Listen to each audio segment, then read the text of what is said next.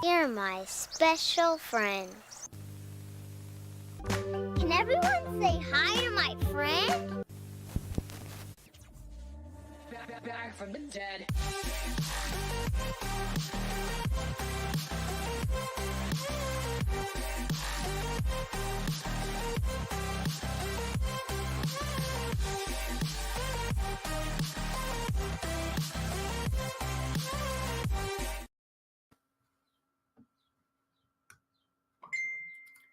Welcome to the party, pal. You're from the neighborhood Master Chaos, back with you once again. I hope you're well, sending lots of love your way, my friend. I missed you, and I'm going to miss you. Do you know why? Because today, this special episode is the last live show for a while, for at least 2 weeks, 3 weeks. The main reason for that is because I'm going to go shoot my movie. Pre-production has been ramping up. Next week, we start a whole hog on a whole bunch of things. I'm not going to have time to do live shows or record reviews and all that stuff. So this is the last one for a while. The last time until the halfway sale for Vinegar Cinema. So that's when you'll see me live again, unless I pop up in a guest starring appearance on somebody else's channel, which may potentially happen.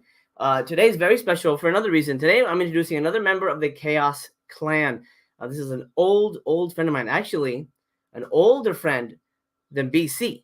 But before we get to the introduction of TC, let's talk to you know him, you love him. He has terrible taste in movies. BC. Hey everybody, I stand by my taste in movies. I mean, everybody's different, so you love us all the same, right, Master Chaos? Absolutely, man. Absolutely. You know, I'm just messing around with you. Yeah, of course. I know, man. It's all good. We glad love to be here.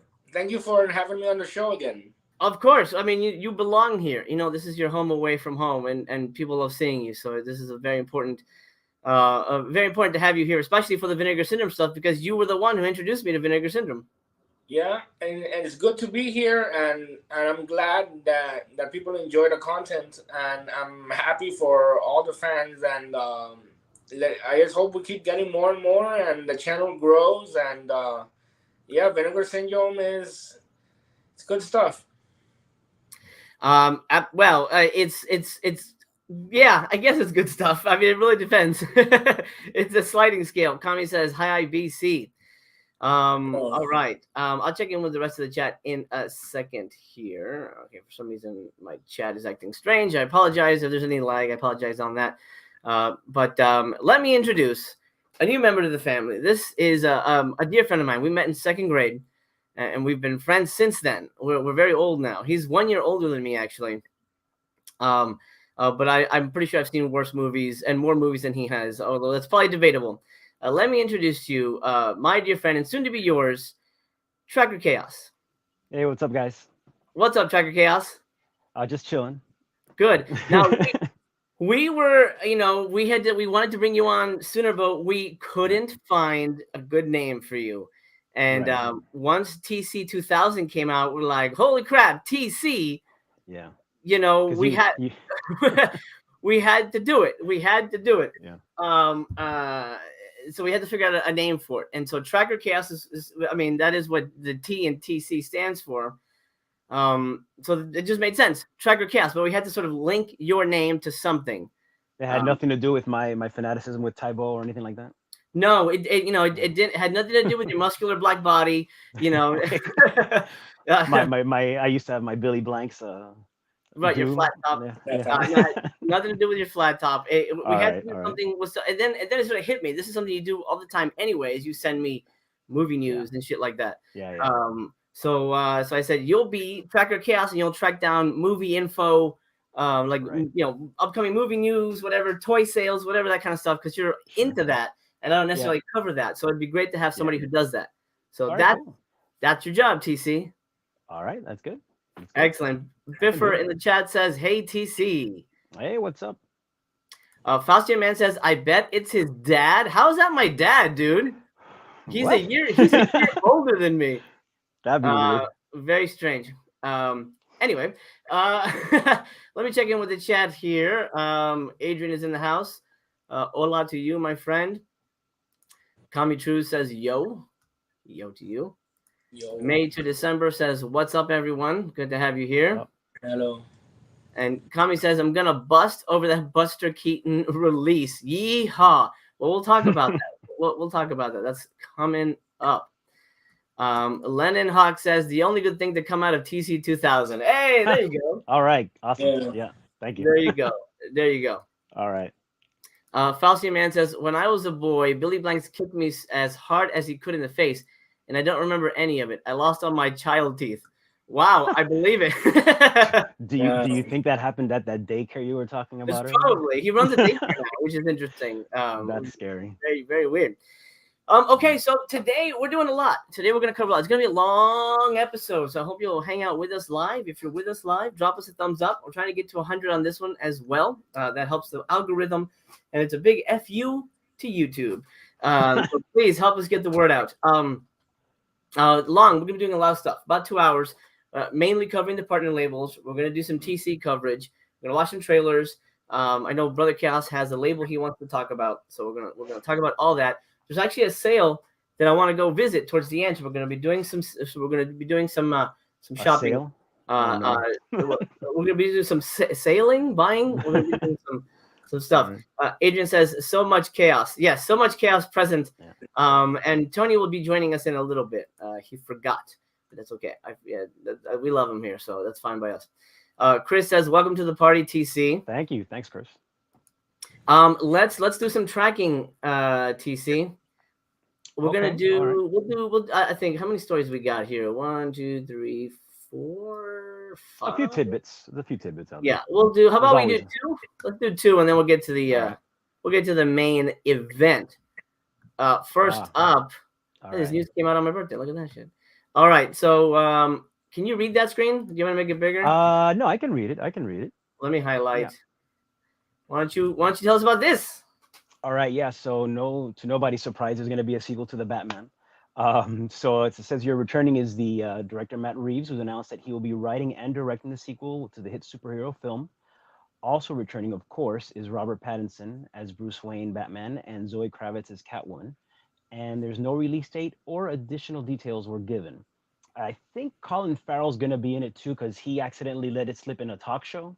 About they were talking about his makeup effects and stuff like that, and if he got used to it and all that, and he said something along the lines of, "Yeah, I had to get used to it." Something like about doing the sequel, and then he stopped himself, and then people laughed. So he's gonna be in there, of course.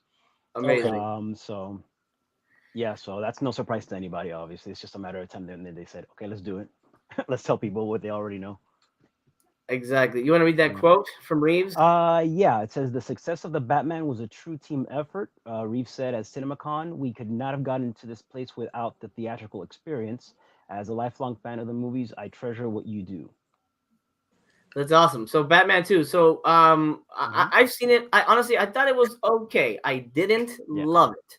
No, I didn't love it, but and I'm having a hard time sitting through it a second time. So I saw it twice already. So. You want to rate it star-wise or not? Yeah. What would your star rating be, TC? I would probably give it 4. 4. Out of 5. Out of 5, yeah. Oh man. I mean, you're gonna give it 5. Just give it 5, dude. I'll give it 5. You're gonna give it 5. No, I was gonna give it because I was gonna say 4. But I couldn't think off the top of my head if there was a particular thing that I could have done with. I'll go with 5 for right now. 5. I liked it a lot. Faustian says I didn't see it, but I heard it was just okay, just really dark. It's very dark. Yeah, it's dark. Orange and black. If there's any kind of colors. I mean, it's dark in emotion and also in the lighting. but there's almost no black people in it, which is interesting. Except, I mean, Catwoman's light. But well, I mean, one thing Lenny Kravitz and Lisa Bonet. So I mean, Right. Hey, Blaka, welcome. Before we continue, I got to introduce another crucial member to the team. You know him, you love him. He's dead, and he buys 2 of everything for some reason. Mr. Tony the Dead. Hey, what's up, Tony? I'm here. Hello. What's up? I had my headphones off because I didn't see the Batman yet, so I didn't want to hear anything. What we were saying was the ending when when it fades to black. When the credits come up. Spoil anything. Tony, let me introduce TC to the family. What's up, man? How's it going? Good. How are you? Good. Found out your channel, man. Oh, thank you very much. Yeah, no worries. I'm a fan of chaos. And there you go. You're all agents of chaos. Remember that. Yeah. Bullet Blake is in the house. Bullet Blake, who apparently loved the hell out of Alien Private Eye. Good for him. Yeah. Oh wow. Paul says, "Are you three all in California?" No. But everyone else's locations will remain a secret, except for everybody knows Ryan. But yeah. Sean says, "I like the Batman, but don't prefer it over the Nolan films." I agree. I don't know. There was something about it that, like, especially that his first dialogue felt like something else. I'm not gonna say anything. No spoilers. I mean, the Nolan films are cleaner, you know. It felt like the Lego movie. You know, like Lego Batman. He's like, "Justice.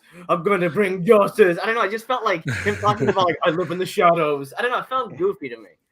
You know, I saw it on HBO Max. No spoilers, Tony. Okay. I saw it. No, I'm not gonna give any spoilers. I'm letting you know you don't have to take off your headphones. I saw it on HBO Max, and I had a conversation with my brother about the movie like today, and now I kind of want to see it again. So that's always means that the movie's good. Yeah, absolutely. Did you give your star rating, BC? I don't know if you did. Yeah, I give it 4. 4. I'm gonna go with a 3. I think 3 is okay. But I honestly, I'm trying to watch it with Mistress Chaos, and we're both struggling through it. Like, she was moderately interested. She likes Batman, but I don't know. We're both kind of like, let's watch something else. I don't know. All right. Joker has to be Joaquin Phoenix. Apparently, he won't be. Who's gonna be Joker? Tracker? They haven't. Well, Matt Reeves did say. I think he said something along the lines of the. Well, Tony. There was no confirmation yet. What they used, I forget the actor's name, the actor from the Eternals. I don't know if they're going to use him for sure or not, but they might.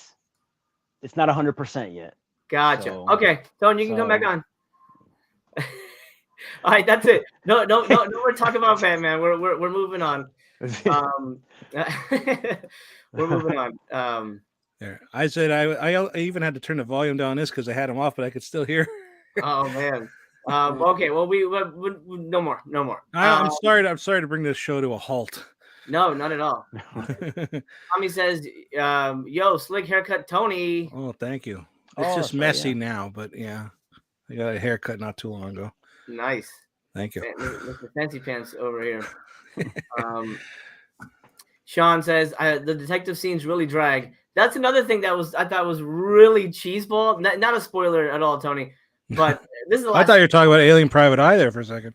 Oh yeah, no, that's a whole other level. I just thought it was goofy that, like, Batman's walking around the crime scene like in the costume. It just felt like some dude who just came from Comic-Con. I don't know. It just made me laugh. Like, all the cops are looking like, what the fuck is the guy wearing? Yeah. I don't know. But anyway, okay, one more story, and then we'll talk crappy films. Although some people might not have liked Afterlife, I did. This is very good news, and let us. This is a very short one. Can you read that, TC? Yeah. Okay. Sony has officially greenlit a Ghostbusters Afterlife sequel. No details are official just yet on the Ghostbusters Afterlife sequel, which was announced during CinemaCon. It's currently unknown if director Jason Reitman will return, although it is likely. Of course, this shouldn't come as a total surprise, as Reitman previously stated that his 2021 soft reboot sets the table for a future film in the series, and now he'll get to do that. Now, I loved it. I was a very big fan of this. Cried like a baby. And I'm very excited to see it. TC, I'm guessing you were a fan as well. Yep, 5 stars. Yeah, absolutely. Before you ask. BC, I loved it. BC, you haven't seen it yet? No, I did see it. I saw it in the theater. Oh, right. Did you like it? Yes, I liked it, but not as much as TC. I would probably give it 3.5. Okay. Yeah. Tony, did you see it? No, but I saw a spoiler, like a big spoiler for it, like probably toward the end of the movie. Oh, really? It's something I kind of figured was, I don't, in case somebody hasn't seen it, something I figured was probably in the movie, but I was like not sure. Gotcha. But I haven't seen it yet. Was it the ghosts? Yeah, in a way. Wait, Ghostbusters. Yeah, no, fantastic film, and I'm very, very happy we're getting a second one. Speaking of second ones, well, that doesn't make any sense, but just go with it, people, please. Let's talk Vinegar Syndrome partner labels. This is a very strange month because this is the month where, yes, you know, what are you excited about? Game of Survival. Oh, have you seen it yet? No. Don't buy it. I am going to buy it. Don't fucking buy it, bro. Hold on. We got what's his name in it. No, that's an expensive VHS I know. Too. Don't buy it, and we'll talk about that in a minute. Does Slimer come back and slime the kids? Well, you have to watch the movie and find out. I don't want to say anything. I have to get the Game of Survival because it's a post-apocalyptic. Oh, you like? That's right. That is your thing. But okay. Well, when we get to it, I'll share my my review on Letterboxd, and then it may sway you, it may not. But Wishman, yes, absolutely. I'm very excited for that, and I'll talk about my. I can't wait to talk about my connection with Doris. Actually, dang it, I was gonna bring my autograph in, but I'll do it later.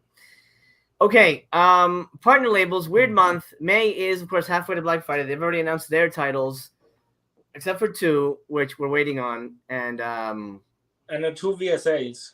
And the 2 VSAs, which they also dropped, and also, I believe, well, actually, we don't know how many, but we're getting legacy slip covers for old titles that don't have slip covers, and we're getting a box, a legacy box. Oh. Now, this might only apply to Tony because I think the consensus is that it'll be for the adult films, for the, I think, Taboo series. Oh, okay. Because nothing else could fit. Nothing non-porn could really fit. You know what I mean? Yeah. You know what I mean. Okay. But since this is the cake, we'll take a look at this real quick. But there is something I kind of want to highlight that I know has BC very excited. So let's take a quick dip over onto this is Grindhouse Video website. Oh, okay. Let's talk about a new label that just exploded all over our faces. Visual Vengeance. BC, what do you know about them, and what's wrong with you? Well, nothing's wrong with me. Visual Vengeance is sort of like a branch or a side label for Wild Eye Releasing, and they're gonna put out 80s, 90s, early 2000 shot on video. I think they said homegrown, no, grass grown, something like that. Grass grown. It's just basically shot on video movies, regional video movies, and the ones that I'm aware of are that one, Suburban Sasquatch, another one called The Necrophiles. Oh yeah, and this one, LA AIDS Jabber, which I already picked up.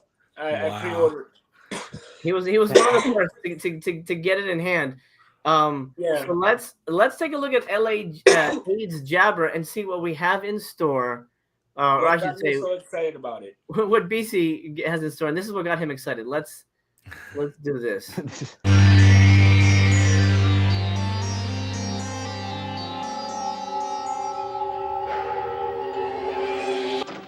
I went to the doctor's office yesterday. You know what he told me? The test came out positive for AIDS. I'm sorry.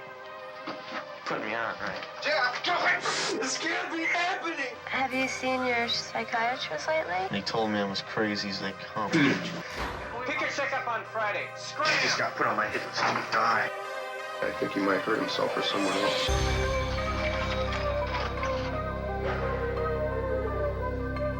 Who struck you with a syringe? Some guy. You don't think this guy injected me with AIDS, do you?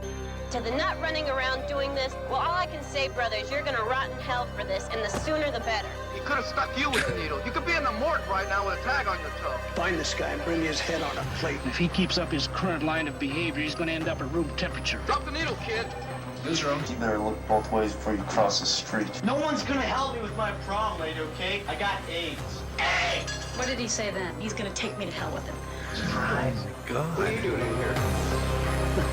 He's got AIDS, okay, guys? AIDS!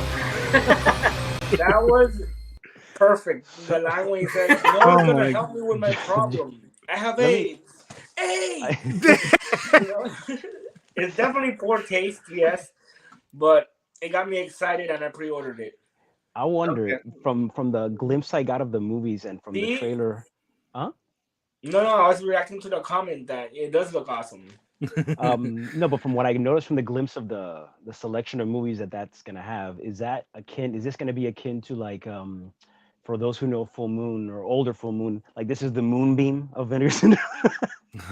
Well, this is For the Vinegar kids. Syndrome. This is No, yeah. Wild Eye. And I mean, I think most people would agree Wild Eye puts out worse stuff. Yeah. Necrophiles I've heard of. I think it's like there's like a zombie baby in it or some shit. Yeah, I saw it not too long ago.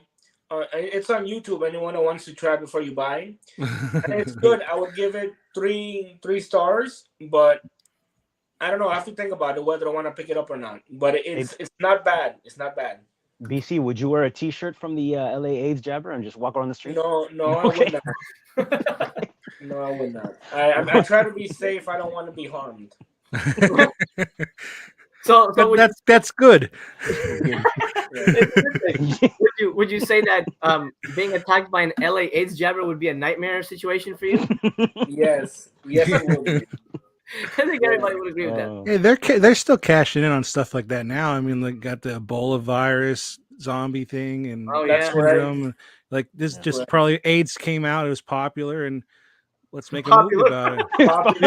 It was popular. You don't hear about it much anymore. AIDS is on everywhere. When AIDS was popular, it was very popular when I was younger. I never got into it. It's like Coca-Cola and AIDS. Good. You didn't follow the crowd. Good job. No. Bumpy says, never change, BC. Never change. No. Thank you, Bumpy. You better not. And John says, feels like Saturn's core kissing cousin of a label. I agree with that. Yes, it does. Kind of reminds you of like Sub Rosa Studios, how they put out all the older stuff too.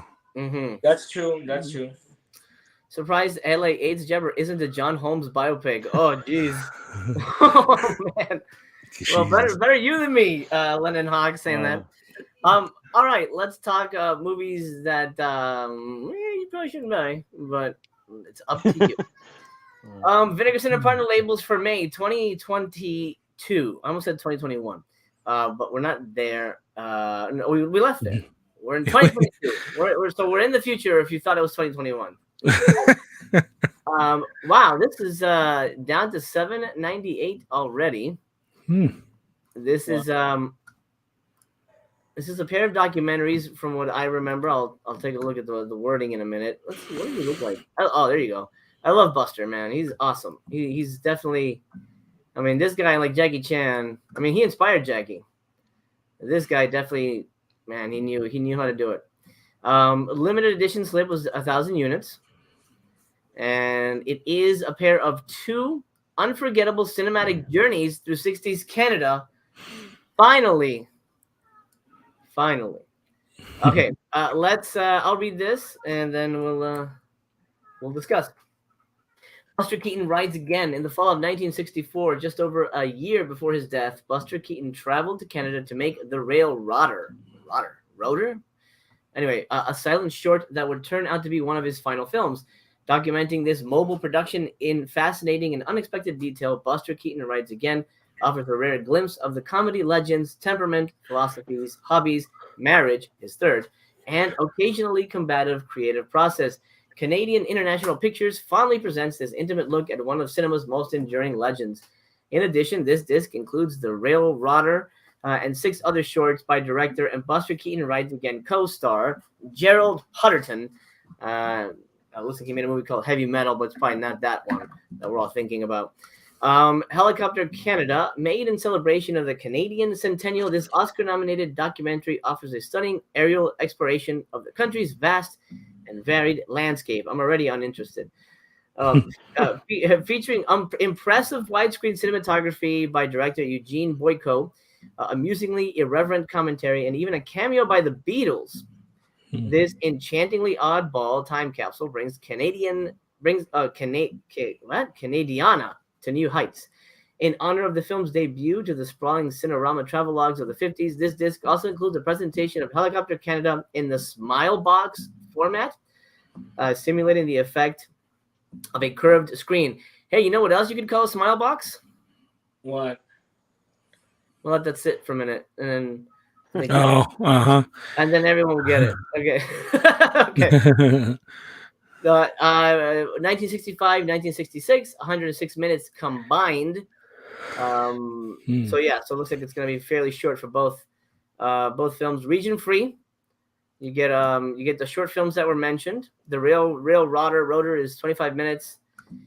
Then you get a booklet featuring a new interview with that director guy and subtitles for all 10 movies.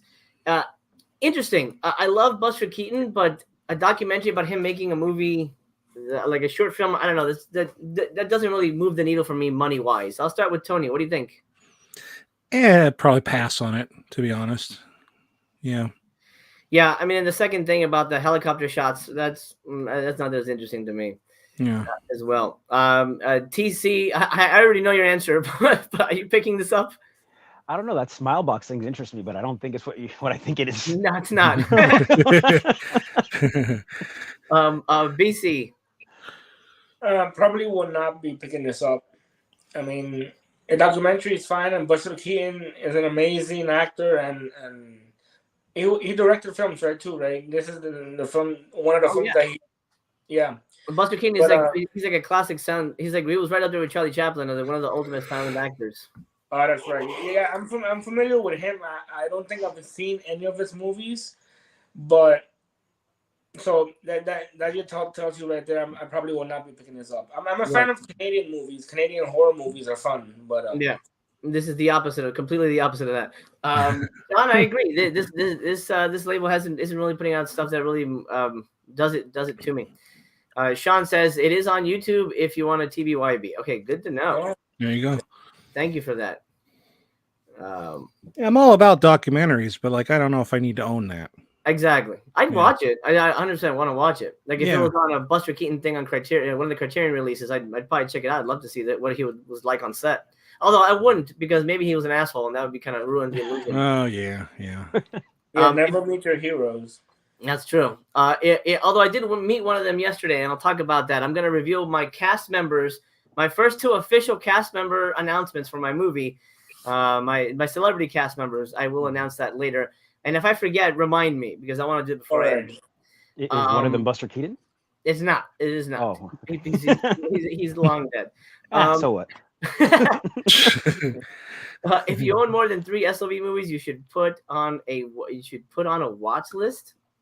Oh, you should be put on a watch list? Oh man, then me and BC are in trouble.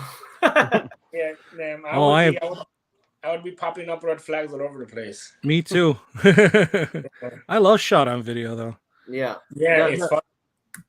The good ones are good. The bad ones are bad. I guess that across the board. You nailed it right on how it is. Yeah. Yes. Is this with what's his name? Matt Dillon? Eric Roberts. Eric Roberts. Eric Roberts. That's not Eric Roberts. I'm thinking about the flamingo kid.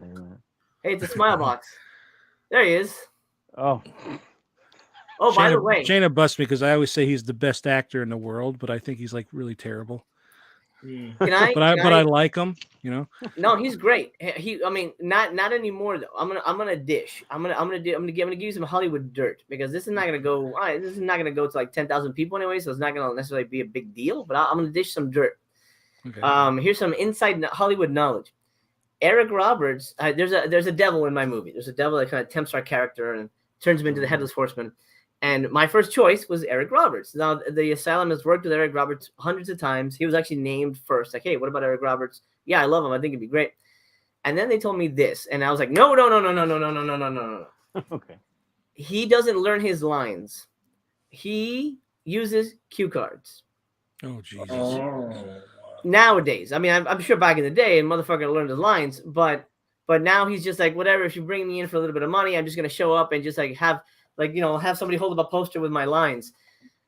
Wow. I was like, no, we got 6 days to make this movie. I don't have time for him to start. First of all, I need somebody to write the damn cue cards. He has a lot of lines. He's going to have to look over at the lines. It never looks good when somebody's reading cue cards. Yeah. Right. So I'm not making a movie with Eric Roberts. But there you go, a little Hollywood dirt for you guys. It sounds like he went from best of the best to worst of the worst. Oh. Yeah. Zing. Yeah. Oh man, nice. The Coca-Cola Kid. I've never seen it. Tony, are you familiar with this then? I've never seen it, but I just know he was in it. I think I saw the VHS somewhere in a thrift store or something, but I never seen it. No. Gotcha. Tony, would you do us the honor of reading this little paragraph? Oh wait, Sure. What about that? When a small-town Australian soda maker refuses to convert his factory to Coca-Cola production, the parent company sends in its whiz kid troubleshooter Becker, who's Eric Roberts, the Pope of Greenwich Village and Star 80, to resolve the issue. The previously unflappable Becker, however, finds his own resolve challenged by Australia's unique character and characters, namely Terry, Greta Scacchi, the player, Scacchi, yeah, and White Mischief, his beautiful and very eccentric secretary and McDowell, Bill Kerr, Gallipoli, and Razorback. Yeah, the stubbornly independent soft drink entrepreneur, Serbian. How do you say that word? Auteur de son, Makavej. Yeah, that's good. You can skip that. Yeah, brings his celebrated off-killer and boundary-pushing sensibilities to the classic screwball comic setup so that the narrative remains refreshingly unpredictable, unconventional, and subversive throughout. It's a Fun City Editions, but this is one that that doesn't really sing out to me as one that I need to run out and grab it right now. I think it's on Tubi, so I'm definitely going to be TBY being the hell out of this one. Tony? Yeah, same. I'm not in a rush to get it.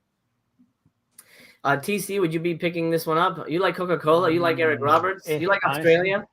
Honestly, it sounds like drinking a Coke is a lot funner than the movie itself, so I don't know. I don't think so. Well, that's true for a lot of things. Region A Blu-ray theatrical trailer booklet with a new essay, newly recorded commentary, new filmed video interview with Eric Roberts. Hopefully he didn't use cue cards. What did I think of this movie? You liked it. Okay, write that down. Archival video interview with Greta Scacchi. I always butcher that one. And producer David Rowe. Okay. Well, I'm happy for the people that are excited. BC, are you excited for the Coca-Cola Kiddo? Not really. Okay. Gotcha. Yeah, we will. Well, then we'll bid adieu. We'll bid adieu to Coca-Cola Kid. For those who are excited, I'm happy for them. I hope it's good. The Coca-Cola Kid, that title song reminds me of, what was that movie with the kids that they pick up horse or manure or something and they sell it? Kidco, yeah. I have that on VHS. That would probably sounds better than this one. I hope they put out Kidco. Somebody puts that out. That was pretty good. Yeah, it was fun. I liked it. I don't know that one. I haven't heard of that one. Yeah. It's about kids who pick up manure? I think it is. Yeah. Is that what it was? I honestly haven't watched it in a while. I haven't. They pick up manure and they sell it to fertilizer. I think. Sounds great. Yeah, it's like a company thing, not like they shovel shit and sell it house to house. You want some shit? There's some shit for you. Got some shit here. Got some fresh turds. There's our company kitchens. I think this is the first a movie that Master Chaos hasn't heard of. I know. Yeah. That's pretty rare. At first, I thought you said that movie where the kids buy a whore. That's what I thought you said. I'm like, I was like, that's Milk Money. I know that one. Yeah. Oh, that one. Yeah, I remember that one. Yeah, that's a good one. I like FCE and I like Eric Roberts, but kind of feels like this could be FCE has had a few releases. I agree, John. It could be good, just not familiar with it. Let's see. Alyssa Milano, star of Teen Wolf 3. Hey, all right. Okay. Welcome. Eric Roberts said in an interview that he writes his lines on his hand. Ooh, interesting. That's the way to go. Oh. That's a good way to do it. I hope MC can cast Lester Green in his movie. I don't know Lester Green. I'm not familiar with that name. But maybe. Yeah. Bumpy says, I used to anticipate Fun City, but not as much anymore. Yeah. Fortunately. Change the name? Okay, you're going to make me pronounce it again. Greta Skaki was one of the premier babes of the late 80s and 90s. Oh, yeah, she's gorgeous. Gorgeous woman. Great actress. Absolutely. They ventured away from their mission statement and namesake recently. They did. They've been releasing really odd stuff, I think. I don't know. Sounds like VS partner labels. Yep, that's what we're talking. That's what we're talking about, pal. And it's we're not even at my favorite one of the whole year, and my least favorite of the whole year. We'll get to them. They're both there. They both dropped this month. You should watch the trailer for it. It's insane. Really, for Coca-Cola Kid? Okay. If it's for Coca-Cola Kid, I'll pull it. But let's get back to this. Okay, my favorite. Are you ready? I have a trailer for this. It's here. They teased this back in November that Ike was going to release a 3-part Doris Wishman box set collection. Doris Wishman is one of the I guess you could say the premier female exploitation filmmaker of her time, and I was lucky enough to work with Doris. I worked on her last movie, Each Time I Kill. It's sadly unreleased. I mean, it's awful. It's awful. That's why I shit on other movies, but I'll shit on my movies too. I didn't make it. I was unit production manager, PA, grip, sound guy, runner, gopher. I kind of did a lot of everything on that set because I wanted to work with Doris. This is before I made my first feature, but a friend of mine, Linnea Quigley, who's in the movie, she said, "Oh, I'm making a movie with Doris Wishman, and I'll do this so we can see each other a little better. I'm making a movie with Doris Wishman, so I'll be in Miami if you want to catch lunch or whatever." I go, "Holy shit, Doris Wishman, that's amazing." Do they need help? Let me know if they need help, and of course they needed help. It was Doris. Chuck Smith, her cameraman, who's done a lot of these. He's since passed. I miss Chuck. He was great too. Became a very dear friend, and Doris has passed as well. But they needed help. They didn't have a crew really, so I was basically the crew with 1, 2, 3, 4 other people, and one of them became Mistress Chaos. That's actually where we met.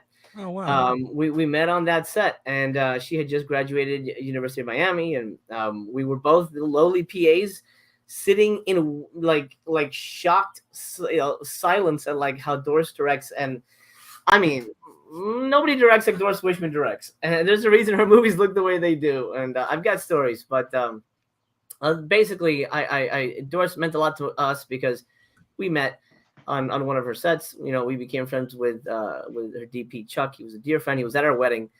Doris passed away before that. But Doris was great. She was very lovely. She was basically like you can't imagine a crotchety old Jewish woman making nudie movies. I mean, she wasn't old at the time that these movies were made, but when I met her, she looks like an old Jewish grandma. I'm like, wow, she was making titty movies in the 70s. And when I say titty movies, guys, she made some of the biggest titty movies ever made, and they're featured in this box set, both of those movies. She also made one of the first sex change movies, which is also on here. So that's to say, I love Doris Wishman, and I'm very happy for this. Brian is also a fan. Adrian says 7 movies for $50 is a nice deal. It is a nice deal. And David says it's 35 for subscribers. Ordered it immediately. Yeah, you have to use a different code though, subscribers. So just so you know, it's Doris50. Cold Flakes is in the house. What's up, Cold Flakes? How you doing, buddy? By the way, that's Undead Nightmare. He changed his name because whenever everybody searched for his name, you would get the zombie thing. Oh. So he changed it. Excuse me, getting over a cold here. Well, we'll start with BC. BC, are you familiar with Doris? Are you excited for this? Funny story. I owned one of her movies on DVD I don't remember what it was called, but I never saw it, and then it went out of print for a crazy amount of price, and I sold it. So I've never seen a Doris Wishman film, and if it's I like low budget films, especially horror, but these look like these you say are the nudie cutie ones, right? Yeah, I mean these are I mean there's one on here that's kind of missing. It's kind of like her biggest one, but Deadly Weapons and Double Agent 73 feature this lady with like, I think her boobs are like a G73 or something. They're like monster boobs. Well, I wouldn't buy it just for that. I mean, you buy it for the story, yeah. Yeah. That's why we used to get Playboy. Right, yeah, all the really good articles. Yeah. The interviews. What are all these tits getting in the way of my words? God, gross. If you get it, Master Chaos, would you mind lending it to me one of these days? Yeah, absolutely. I definitely already ordered it. So all right. I will 100% be getting this. TC, I know this is not your typical movie, but are you interested in this? No, I mean, but from what you were speaking about the movie you worked on with her, if it's as bad as you say it is, maybe Vinegar Syndrome will put it into a VSA category. You know, what I know of it is that the rights are available. I mean, if they release this, the guy who owns the rights for this made that movie. So it's possible that we'll get it maybe in the third box, is like because it's completely unreleased. It is a shot on video movie. It was shot on DV, so it doesn't look great, and it has a really goofy plot. But I'm in it, and Mrs. Chaos is in it. We had to cameo because they needed extras, and so I hope people will get a chance to watch it. That would be very interesting to watch it. Tony, I'm sure you're grabbing this. Yeah, boobies. Yeah, exactly. There you go. Before I read the details, let's watch the little trailer that Agfa did. I love you, Larry. I'm nothing but trouble, baby. I love you, Larry. This is the last deal. It's a big one, baby. Seems that people can't conceive. To some degree, I guess they've accepted the fact that I am very successful as a woman. I'm willing to return a fortune for a few hours of harmless pleasure. You're a hard-selling woman. You always You actually mean you have a bomb implanted in her breast? This is much, much better than Mission Impossible. It's very nice, but not very feminine. What a phony you turned out to be. Just turn up when the time is right. You can't help me but this business is in your blood. You're a hard-selling woman. Always take your due. You're a hard-selling woman, and you got me hooked on you. What do you think of that? Well, what do you think of that? BC, since you were sort of on the fence, what do you think of it now? Are you more interested now? Not really. I didn't think he would be. It's not. I could tell what BC's into. That's definitely not up his alley. See, it's interesting. See, I've known him longer, and I always think I could decide what he likes, but he always surprises me. All right, there you go. BC likes trashy things that people don't usually go for. Like, did you see Alien Private Eye? Not yet. I want to watch it. I guarantee you, I think he's gonna like it. Yeah, I don't hate it, but it's not a good movie. No. Like, I actually enjoyed Tiger Claws 3. There you go. I don't know if you've seen that. Have you seen that one, Tony? No, I haven't. I've seen Master Chaos's review. But see, I'm kind of like you. Like, it might be terrible, but if it made me laugh, I kind of like it. You know. I always think that the first mission of a movie for me to enjoy it has to be entertaining in some way. Yeah. At least for my personality, and yeah. Right. Well, Alien Private Eye it made me laugh a lot. All right. And so, like, from the first scene where he's like watching her in the alleyway, and he's just like, "Hey, like, yo, let her go." Like, it was just like, oh my god. Like, I was like, it's like it set me up for a ride. Right. And, oh my god. He has to watch it. You have to watch it with him. Well, no, because I want to get it off my hands as soon as possible. So watch it now and then send me money. I'll watch it either tonight or tomorrow. Okay, good. Doris Wishman directed one of my favorite films that inspired Paranormal Activity, Come With Me, My Love, starring Annie Sprinkle. That is a famous foreign actress. I don't know that one. I haven't seen that one. No. It's interesting. Did it really inspire Paranormal Activity? That's kind of interesting. All right, let's read about this because I ordered it and I actually don't even know what the hell's in it. Let's see. So yeah, Doors 50 is a new code, so remember that. This is magnetized. Oh, fuck you. Are you doing the same? Oh, they're doing the thing. They're doing the Cardona thing. Put it right next to the Cardona. That's perfect. that was their idea. Yeah. Cardona, and that's going to be next to it. It's like a collage. This is the theme that's going on your fridge.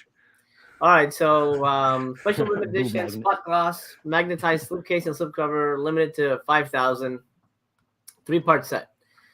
Oh, that was pretty simple. Oh, they break down the. Oh, good. Well, how many discs? Well, let's find out. No one will ever make movies like Doris Wishman made movies. One of the most prolific women filmmakers in the history of American cinema, writer, director, editor, Wishman created collisions between surrealism and exploitation that feel like they materialize from an alternate universe. That's very accurate. The films of Doris, The Twilight Years, surveys the last major era of Wishman's career. From Deadly Weapons and Double Agent 73, crime epic starring the Chesty, I should say the iconic Chesty Morgan. Mm-hmm. Google her name and you'll never be the same. That's right. Let Me Die a Woman, a semi-documentary about transgender people. One of the first, actually the first, I think. AGFA plus Something Weird are honored to present these triumphant DIY treasures in dazzling new restorations. 523 minutes combined. How many discs? 3. Okay. So disc 1 brings you the Chesty movies, Deadly Weapons, and Double Agent 73. I can't remember who's better, but they both have nudity. To the point, like, okay, lady, put on a shirt, Jesus. Which I never thought I would say, but it's true. Yeah. You get 3 commentary tracks. One with Michael Bowen. Michael Bowen is a dear friend of mine. He was the producer of Each Time I Kill. We're still in touch, actually. And he will be on the channel. We had to figure out time to schedule it. I had to, wait for my movie to be done. So maybe sometime in June he'll come on live and we'll talk all Doris stuff. He's been writing a book on Doris since I met him. So it's been, nearly almost 20 years. Commentary with Annie Choi and Joseph Zemba, and then a commentary with Frank Henenlotter. That's amazing. He's a big Doris fan. You get a booklet with writings by Lisa Petrucci from Something Weird, and a vintage Doris interview. Awesome. That's great. That's just a booklet, okay? I don't think Doris has any of these features. Disc 2 has the amazing Transplant and Let Me Die a Woman, the sex change with transgender movies. Let Me Die a Woman has commentary with artist and porn performer Karta Monir. I'm not familiar with him or her. I'm not sure what the correct lingo is. But she's there, or he's there. Disc 3, it brings the Immoral 3, Keyholes Are for Peeping, and Love Toy. Region free. I think they're all region free. And then you get a commentary on Immoral 3 with Lars Nielsen and AGFA's Brett Berg. So special features are light, but they're all commentary tracks. 100%. If you're going to check out any of them and you want to know about Doris, Michaels is the one to go to. He'll probably cover her entire career. And this is going to be fun as hell. The Frank Henenlotter one's going to be fun. Mm-hmm. I'm excited, man. And I will 100% be doing a box set review of all 7 movies. Now, I don't know if I'll split them. I might split them up. And then I'll be interviewing Michael. So stay tuned for that.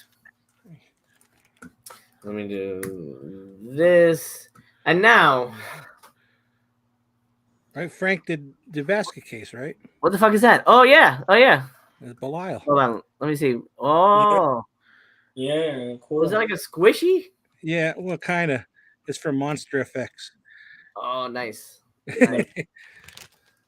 Let's see. Brian said he just ordered the Doris Wishman set. Good job, Brian. You will love it. In that trailer, they have a quote from Joe Bob Briggs, yet he's not contributing to the extras. Yeah, that's weird. I mean, I know they've been working on this I knew this was coming, well, even before the November official announcement. because I was talking to Michael about it. But I don't know. And I guess they had trouble with that. I have a whole 4-hour interview with Chuck that they're free to use if they want to put that on there. He covers her for the whole time with Doris. I met Doris Wishman a few times. Love her. That's awesome, dude. Cool. Phil, hello. I'm from the land down under. Welcome. Hello. We just talked about an Australian film. Or should we say good eye? Yeah, or good. Is it daytime? I don't know. Maybe what would be the nighttime equivalent? Good night. That doesn't sound as good. Later. See you later. I don't know. Yeah. Phil, let us know what the evening greeting is. The Coca-Cola kid it's Australian, but was it made in Australia? Because if it's made in Australia, it might be a good movie. Because I have this thing where I think Australian movies are awesome. I see what you're saying. Like, is it produced in Australia or just shot there? Yeah. Well, the director is from Serbia. I don't know. It doesn't really say here. All right, so here's okay. I gotta give you guys. It's late, he says. It's 11. Gotcha. Oh, this is interesting. Did Lee leave Vinegar Syndrome or just Facebook?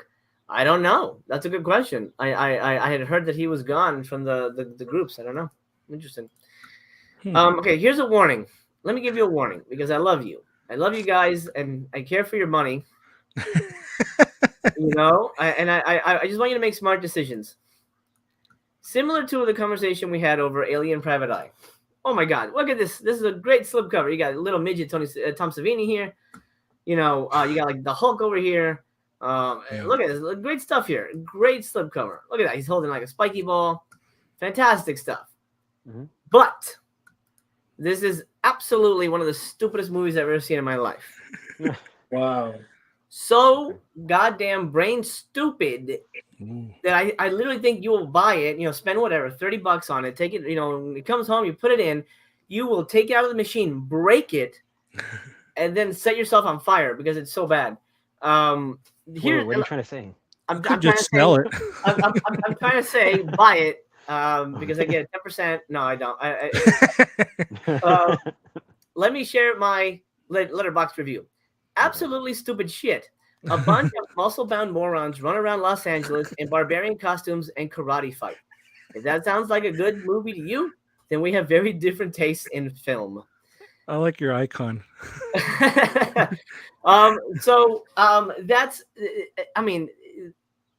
That's exactly what it is. It's a super low budget movie where dudes in literally off the rack caveman costumes and fucking Sato S&M costumes literally just run around the back streets of Los Angeles and karate fight with each other. I like that karatify. They karatify the They karatify each other. John says, "Yup, it's abominable."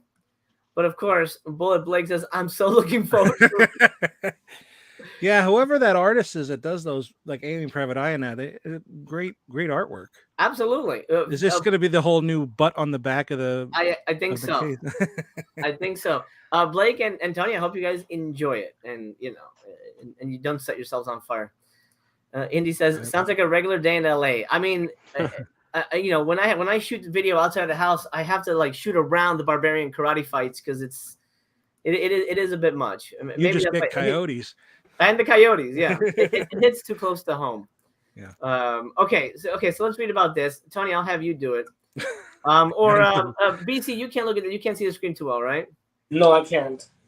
Let's see. TC, if I made it bigger, could you read it? Oh, that's too big. If you order another copy. Pre-ordered. Can you read that? Or is that too little? I know you're on your phone. Yeah, I can read it. Okay. 7 criminals, prisoners, and slaves are sent down to Earth to hunt for the ball and hunt each other for it. The all-powerful creatures who rule the galaxy watch these games of survival for sport. The winner of the games will be granted their freedom. Which of these 7 deadly men will secure the ball and survive until noon? Until noon. So is watching the movie pretty much the title pretty accurate? A Game of Survival? It's a game of survival to watch the movie. Absolutely. Here's something that will make Tony happy and will probably make Bullet Blake happy. It stars Alien Private Eye. I knew he was in that. He is. I knew. Where is it? He is the main guy. He's the main guy. Look, I'm not kidding. Look at this. This is one of the badasses that they're hunting. Yeah. Here, and I'm literally, I took a dwarf. Look at that guy. I thought you really meant Tom Savini was in it. I was like, what? No, I thought that'd be great. There he is. There he is. Alien Private Eye. Is this on YouTube? What? Where? In a fake 5 o'clock shadow. Mm-hmm. My God. Okay. Is this on YouTube? It is on YouTube. You guys can buy before you buy. I highly recommend it. I have never seen it. Because the VHS is pricey. That's why I never got it. I never looked to watch it on YouTube or anything, but it's already in my cart. Yeah. I'm buying it. Enjoy it, man. And buy fucking 8 copies, bro. Might as well. He is gonna buy one copy. One for each room. I gotta buy more TVs. Right, Every time I just turn around, it's on the TV. No matter where I look. Constantly playing. Yeah. Stocking stuffer. Exactly. Region-free introduction by the director, full-length commentary by the director, interview with cinematographer, interview with actor Johnny Psycho. That's cool. I like that name. Yeah, I like it too. Restoration comparison, and then a music video. Yeah, it's awful. I mean, it is probably one of the most disappointing things I've ever seen. Again, like I said on my review, if you haven't seen it for Alien Private Eye, it's like putting flowers on diarrhea. That's what I'm sorry. That's just how I see it. Just what it feels like. Which one would you watch again if you like needed to? Alien Private Eye or this one? Alien Private Eye. I would watch again. Okay. But I can't because you're buying it from me. Immediately. Well, what he's not telling you though is he's not a fan of post-apocalyptic movies. I don't like post-apocalyptic movies. That's true, but I like good ones. Mad Max, Beyond Thunderdome, that shit's good. But like the low budget crap, no, I hate that. John says Girlfriend from Hell was fine. Other culture shock didn't woo me. I agree with that. Nikki Hill in the house, that's right. I wonder if he's listed as Nikki Fascinating in the credits. Yeah, it's weird. He had like 8 different names. Yeah. But like his real name was something else. Did you watch the interview with him on that disc, or did you just immediately get rid of it? I immediately just took it out of my thing before I possessed my my player. Well, I don't think it's going to make you like it anymore, but he went out for that Alien Private Eye, and I did see that. I did. He never acted before. He just, for the hell of it, went out for it. So he's like, I'm not an actor. Yeah, he's just a natural. No, you could tell. Nobody. I think the best was what's his name? Scamma. Hello. Oh Nemo. Welcome. I need your help for the disc. What the fuck was that? I have no idea, man. Oh my God, you didn't say anything about that video I sent you either. Oh no! When you did the impression, yeah, I was trying to download it to put it in my review of Flesh Eater, but it wouldn't let me download it. But, yeah. Indy says Road Warrior is very good, and if you consider stuff like Day of the Dead and Land of the Dead, that's the good post-apocalypse stuff, in my opinion. I agree with that. Well, what would be your favorite post-apocalyptic movies? Do you guys have a favorite? Oh my God, I haven't seen enough. TC 2000 for me. Yeah. Tony, do you have a favorite? I know that's kind of like your favorite subgenre.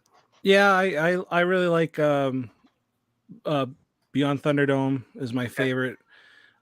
Fury Road I love. Wheels of Fire is fun. Equalizer was it 2,000 or 3,000, whatever. Those are fun. They're lower budget, but they're pretty good.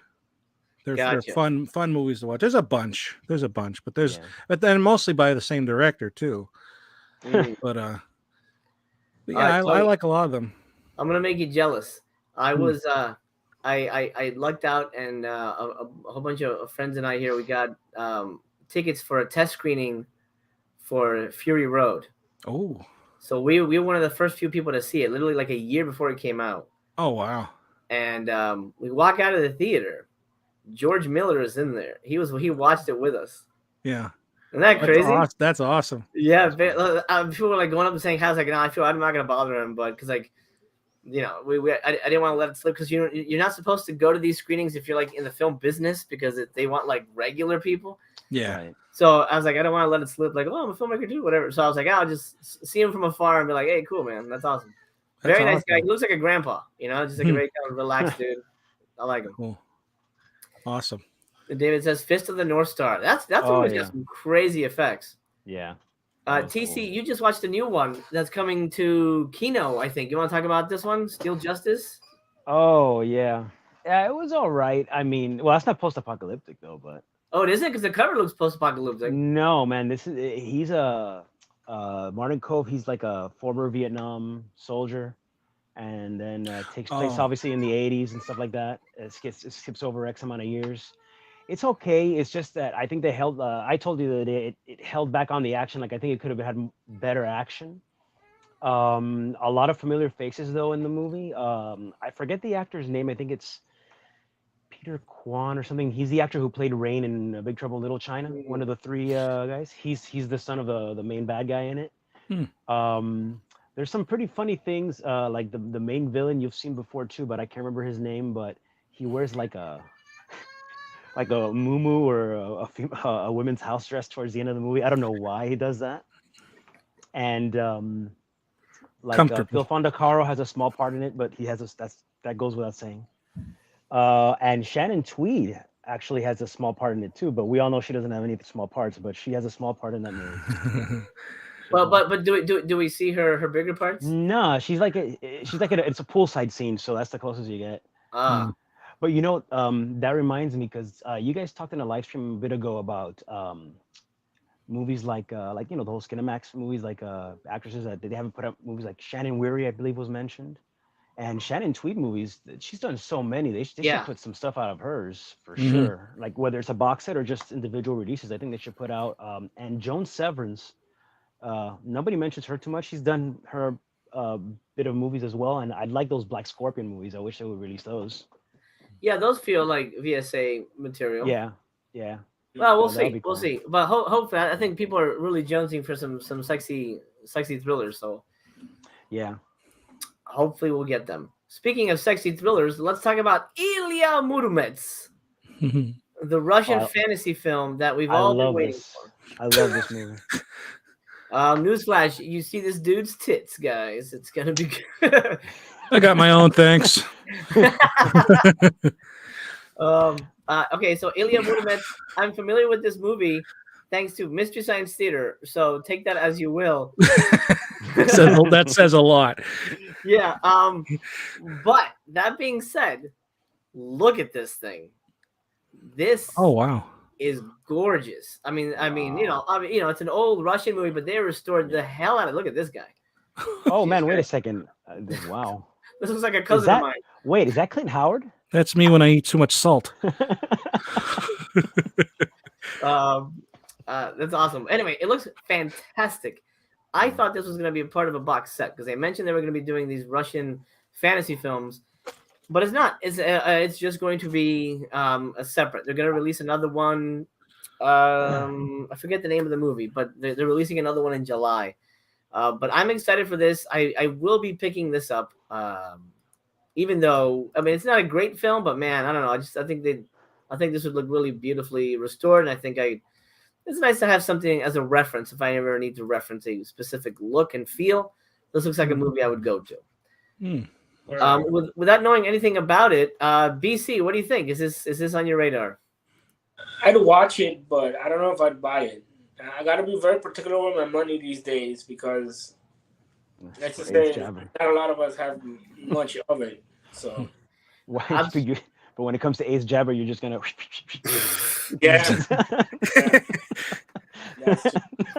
Anybody could get AIDS, but not everybody could be on top of a pile of bodies.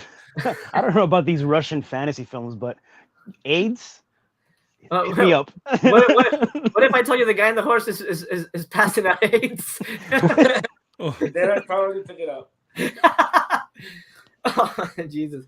TC, what do you think? Does this sound interesting to you? I know you like a big fantasy guy. Yeah, it looks cool. I wouldn't pay $30 for it, but I mean, I would consider it. I mean, I probably want to see a trailer if it exists to kind of get more of a feel for it. That guy's. They should make a figure of that guy. Oh my God, it's like shaved nutsack head. That's. I think you know what? No, I think this is Clint Howard for real. He's been in everything. It's possible. Tony, are you picking this up? It's tempting. I might. You know what I'll do? Maybe I'll pull the trailer for this. Is this? Oh, it's Deaf Crocodile. Tony, correct me if I'm wrong. Maybe the best question for you is not if you're going to pick it up. If you're going to pick up 1 or 2 copies of it. Right. Oh, you're new here. You can't bust me like that right now. But 1 copy. Yeah, he watches in the shadows and he's like, why does Tony buy 2 copies? I'm like, I don't know, bro. I mean, I figure he wants to watch it twice, but he doesn't know how to play it the other way, so he just watches it the other one. Well, it's so that when it's $300, I could sell it and buy more Vinegar Syndrome. Oh no! I mean, yeah, yeah, no, there you sense. go. I get it. More Vinegar Syndrome. But I'm only getting 1 copy of Game of Survival. Okay, good. That's 1 too many, but you might enjoy it. Oh. You know, that's fine. Tony, would you do me a favor? I'm gonna pull the trailer for this. Can you read that for us? Oh, sure. German name's great. Yeah. Legendary Russian fantasy filmmaker Alexander Tushko, sweeping visual FX-filled epic Ilya Moromets, The Sword and the Dragon, is one of his most enchanting achievements. A stunning cinemascope ballad of heroic medieval knights, ruthless Tugar invaders, wind demons, and 3-headed fire-breathing dragons, all set against a mythic landscape of pastoral, unspoiled Russia, based on one of the most famous Billiny oral epics in old Russian culture. The film stars Boris Andreev as the bogatyr, or a knight, Ilya waging a decades-long battle against the Tugars, who threatened his homeland, kidnapped his wife, and raised his own son to fight against him. Oh, that sounds interesting, actually. Yeah, from what I remember, it was pretty fun. I don't think it wasn't called Ilya Moromets in Mystery Science Theater. It was called Deaf Crocodile. Merlin's Sword or something. It had one of those kind of cheese ball titles. Mm. By the way, everybody watching at home, we got 72 people watching. Thank you so much. Love having you here. Do me a favor, drop that thumbs up. We're trying to get to 100 so we can give YouTube the big middle finger up the wazoo. Because that's what we do. 1956, 91 from the 50s. Interesting. I love the look of it too. We're gonna watch the trailer in a second. Yeah. This is from the 50s? Yep. I would have never. Wow. I would have never. Right? Yeah. I thought this was like a 70s or I don't know, like even early 80s maybe. I don't know. It doesn't. Wow. It's amazing. It's probably not even a fantasy movie either. That's probably how it is in Russia. That's just it. Yeah, it's regular. It's a regular Russia. Region A, audio commentary with Steve Boxset, remembering Russian film scholar Alan Upchurch by Dennis Bartok. I know Dennis Bartok. Russian Fantastica Part 1 by Alan Upchurch. I guess that's a featurette. And then The Making, that's what it is, The Sword and the Dragon. That's what it was called. By Alexander Tushko, translated by Alan Upchurch. In a new restoration trailer, which we're going to watch now. Okay, let's see. Move this. Let me see. Everyone seems to be into it. Let's see here. By the way, somebody said Indie Phantom says Joan Severance is my goddess. The Last Seduction too. She's so damn fine. Yeah, absolutely. The trailer for Death Crocodile sucked me in. I ordered it. Let's see. Kind of bad timing with the current conflict, but the trailer looks gorgeous. Yeah, I know. But in a way, you're not necessarily supporting Russia if you get it. So I think you're all right. I think you're supporting Swords and Dragons. Yeah, supporting Swords and Dragons, right? Screen caps look crazy. Barrett, I'm glad you made it. Hi, all. Way late to the show. Was prepping for refrigerated delivery. Well, I hope you enjoy your fridge and your food is nice and chilled and does not spoil for you. Monty says this looks great. Chris has pre-ordered after seeing the trailer. And John says it's a pretty cool 1956 Russia. It's pretty cool. In 1956, Russia did a film like this. That's true. Yeah, that is I true. can't get over that. That's cool. Despite not having the notoriously terrible English dub version included, I still ordered this one. Yeah, it was dubbed on Mystery Science. It was pretty bad, but it was entertainingly bad, I think.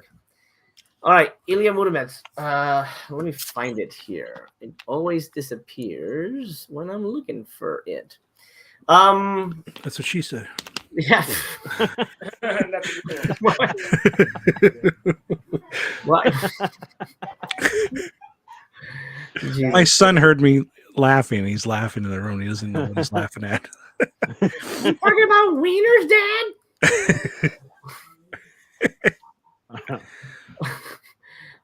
Ilya Moromets. Here we go. It's a like 2 minutes. Hold on to your butts. Hopefully we don't get copyright claims, but whatever. I can't monetize anyway.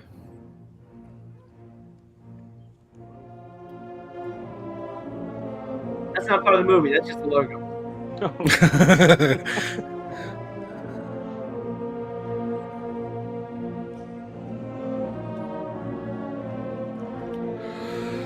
And holy shit, 100,000 people? That's great. Yeah, they're all in that pile.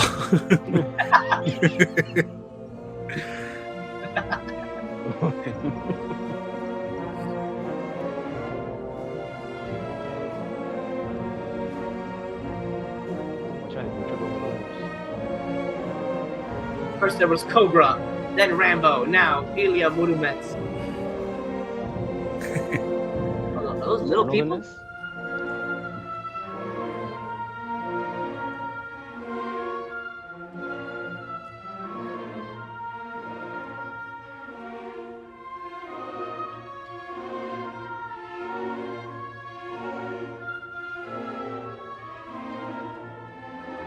A sword nor a Dragon Ball, I guess. Right.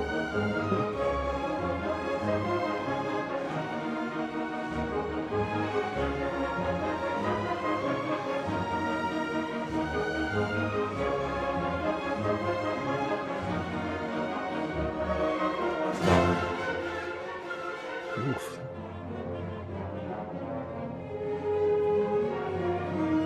It's not a silent movie, by the way, but I like that the trailer's going silent.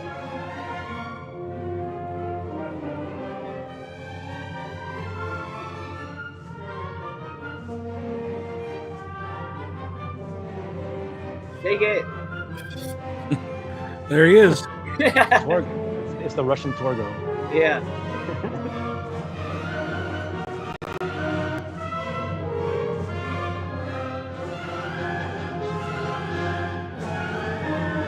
Well, this is amazing. I still can't believe it's from 56. I love that. King Ghidorah. There you go, kaiju battles.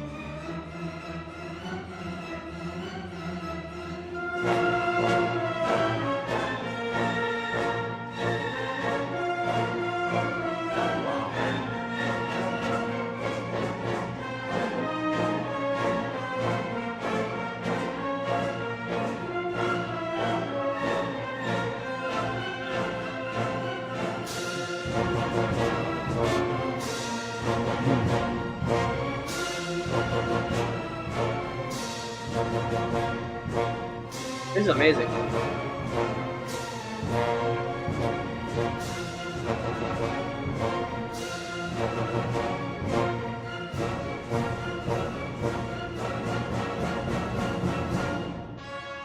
Sonny was right. That's all the 100,000 people. Yep. That was good. Mm-hmm. Son of a dingus. BC, what do you think? I think it looks solid, man. It looks like a real damn movie. Yeah, definitely. Man, in the 50s, America was making movies about black and white giant grasshoppers. Russia was doing that. That's what's weird. That's what really throws me. I'm like, 56? Somebody lying or something? It doesn't make sense. Dude. It looks solid, man. TC, what do you think? I would actually get it, but I'd wait till it's half off. discounted, but I would get it actually. Yeah. Awesome. John, I agree. I think just probably being associated with MST did it, but if it wasn't for MST, I wouldn't have been familiar with the movie. So I'm glad I discovered it there. Kubrick says, "Hey, brother Chaos, Tony of the Dead, and Cracker Chaos. What's up? Hello, Kubrick. Kubrick, happy to have you here, sir. Now we lost something in the chat, something that we should all pay attention to. Alien Private Eye Dude was in Martial Law 2? Oh, he was? Oh, really? According to Bullet Blake, yes, he was. Oh, man. Another reason for me to love that franchise. Planet Mondo says, this is the only one I've been interested in. Russian weirdo movie. Yeah. The trailer impressed me. I agree, Cult Flicks. It's a good little movie. Not a word was spoken. Yeah, I kind of like that. I kind of dig that. Like, we don't need to say anything, bitch. Look at this. Yeah. Oh, wait, I didn't. Did we read it? Yeah, I already. Yeah, I read it. Yeah, I mean, it beats the hell out of Coca-Cola Kid, that's for sure. I say so. Yes. I mean, just the horse trekking through the fields already. Yeah, it's good. Right. It doesn't beat tits though. No. Well, no. Boobies, bloops. Okay, Inspector Ike, Factory 25. I'm buying this one. Is a new company. I don't know. Are you familiar with Inspector Ike then, TC? Hell no. But look at that cover, man. He's got some, yeah, that's true. He's got from that sweet berry wine. Look, this is it's a Batman ripoff. You like Batman? You should get it. Let's see. Yeah. Look. This is totally up my alley. Catwoman. Purple umbrella. You got me. Yeah, he looks cool. Okay, well, let's find out what this is about. Inspector Ike. I have no idea what this is about. Limited to 1,000. Already at 841. What do the people know that we don't? I think honestly, it's just those people that buy everything. They just like they just drop out everything. That's true. I don't get it, but it's fine. If you like it, you like it. Or if you want to have it all and you can afford it, and you're not suffering and living in a box with like a whole bunch of movies you can't even play, then enjoy yourself. Yeah. Inspector Ike, New York City's greatest police detective, finds himself in a high-stakes game of cat and mouse after the conniving understudy of an avant-garde theater group knocks off the star actor. A lost TV movie from the 1970s. Oh, interesting. Inspector Ike mixes visual gags, slapstick, gross food. Ugh, no, that's a big no-no for me. Because I'm already picturing this like fucking bananas coming out of buttholes. I don't. No. It might not be like that bad. I don't know. That's kind of. I hope it isn't. Look what it says at the end. And heartfelt emotion. Very good. Think Columbo meets The Naked Gun, featuring a rogues gallery of NYC's best comedians. All right, so we've got a comedy. This might actually be up your alley, TC. Might be fun, yeah. Because I know you're the goofy comedy guy. I am. Okay. I mean, you basically have a high tolerance for those kind of movies. Yeah. Well, it's not. Well, this was a comedy. Because I haven't forgotten. I'm sure nobody has the Shadow Stevens movie that. We saw. That's got to come up and what was Tracks, baby.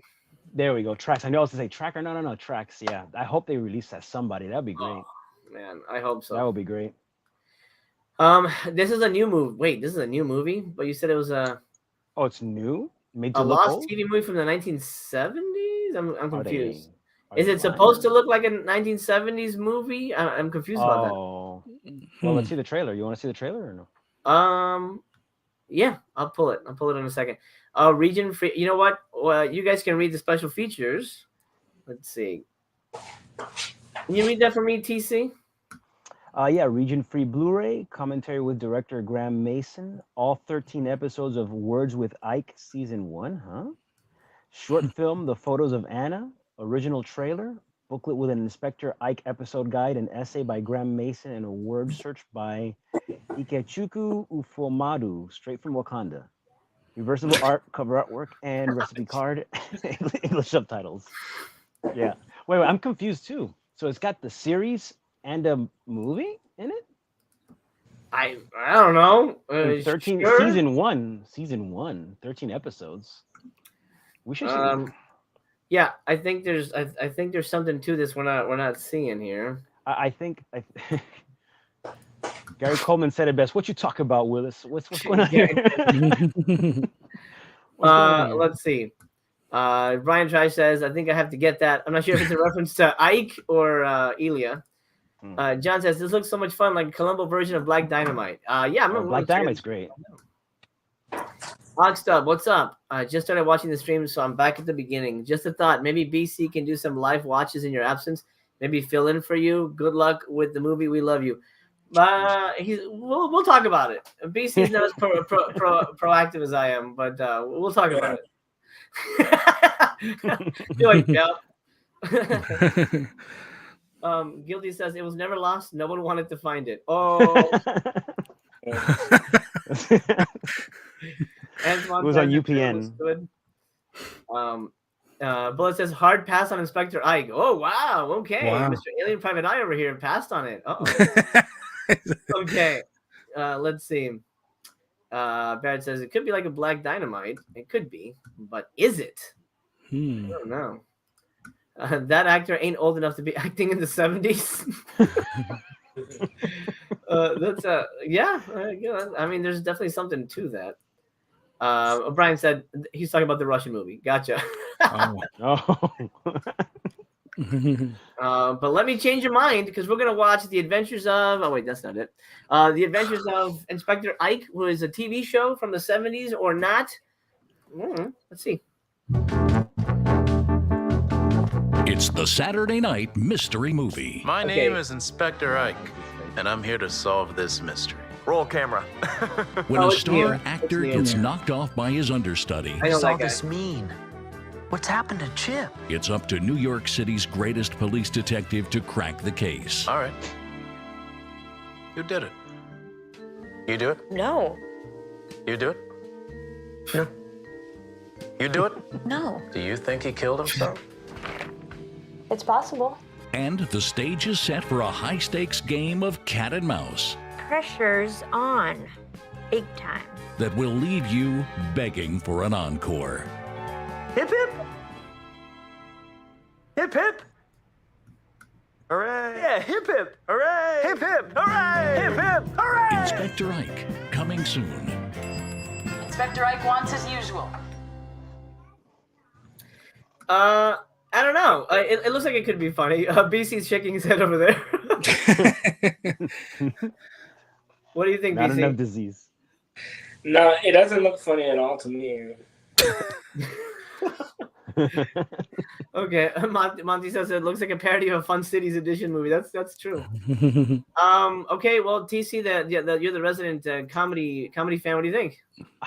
I would watch it, but I was hoping it was a legit like 70s thing, like. Yeah. So I would watch it if I can find that I don't know if I can find that on YouTube, but I don't think I'd buy it just because it's like I like Black Dynamite and like things like that, but for some reason I was really hoping that this was going to be a legit 70s Lost thing or whatever, Gotcha. Yeah. So, Tony, are you of the same mind? Yeah, I agree with Tracker. If it was the 70s, it might be fun, but being that it's supposed to be in the 70s, if I could find it and watch it, I'll watch it, but I don't think I'm going to buy it right now. I like comedy and I like that kind of, those things, but the trailer didn't grab me at all. Right. Razor said, "Hey, Razor, welcome, bud. These low budget comedies are rarely good. Pass for me." Monty says, "Hard pass." Wow, everybody's get the fuck out of here. Sorry, Inspector Ike denied. What? Looks like he's going to be lost again. Bullet Blake says, "I'm with you, brother Chaos. Looks like willfully losing an hour and a half of my life." Yeah, exactly. Barrett brings up a good point. It could be an amusing rental. I'll check on that for you guys in a second. I'm in the minority. I'm digging this, I guess. I like it. I would watch it. I'm with you there, I would John. watch it. Yeah, I'd watch it too. But I'm going to drop some cheddar on it. Inspector Ike is not available for streaming anywhere, according to IMDb, and this is where I usually go to find where I can, track it down. I mean, I'll leave it up to Tracker Cast to maybe let us know if you can find it somewhere. But anyway, yeah, Inspector Ike, get the F out of here. You know what I recently heard? What? So we're talking about this kind of comedy detective stuff. I recently heard something. I don't know if I misheard, but like Liam Neeson supposedly likes Naked Gun, and he wants to see it come back. I heard that too. I think he said something about that. I don't know if he wants to be in it or something. Like if he wants to make a shift in his going from Taken to like that. But yeah. God damn! What a career shift. That would be totally different from the last couple movies he's had. Yeah. Which all of them are not different at all from each other. So. No. Old man with gun yells at people. An angry Scott. You need a purely white-headed man for it, like Leslie Nielsen. Yeah. It's so funny how people think of Leslie Nielsen from the Naked Gun movies, but like that's how I think of him. But now I think of him from like Grizzly. Yeah. No, he's such he can play such an evil fuck. Oh, Day of the Animals. That's the one that he's in. And Day of the Animals. I'm sorry. Yeah, Day of the Animals. He's so evil.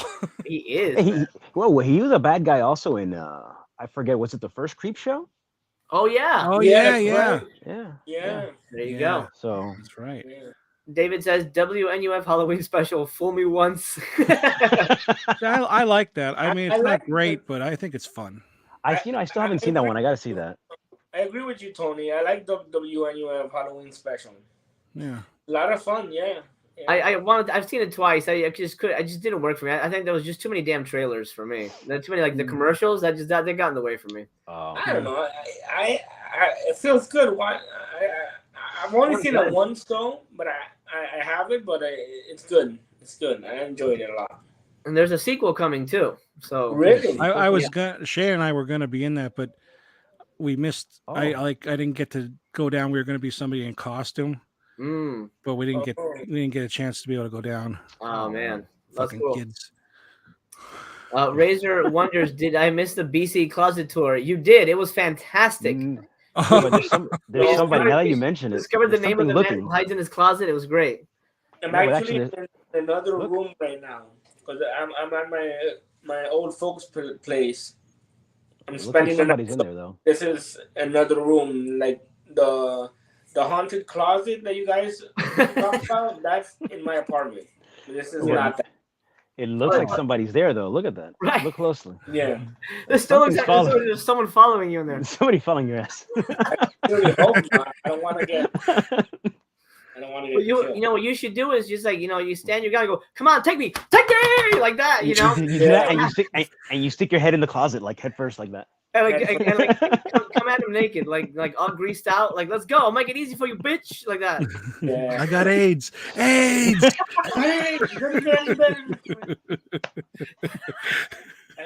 That's a good one. Good.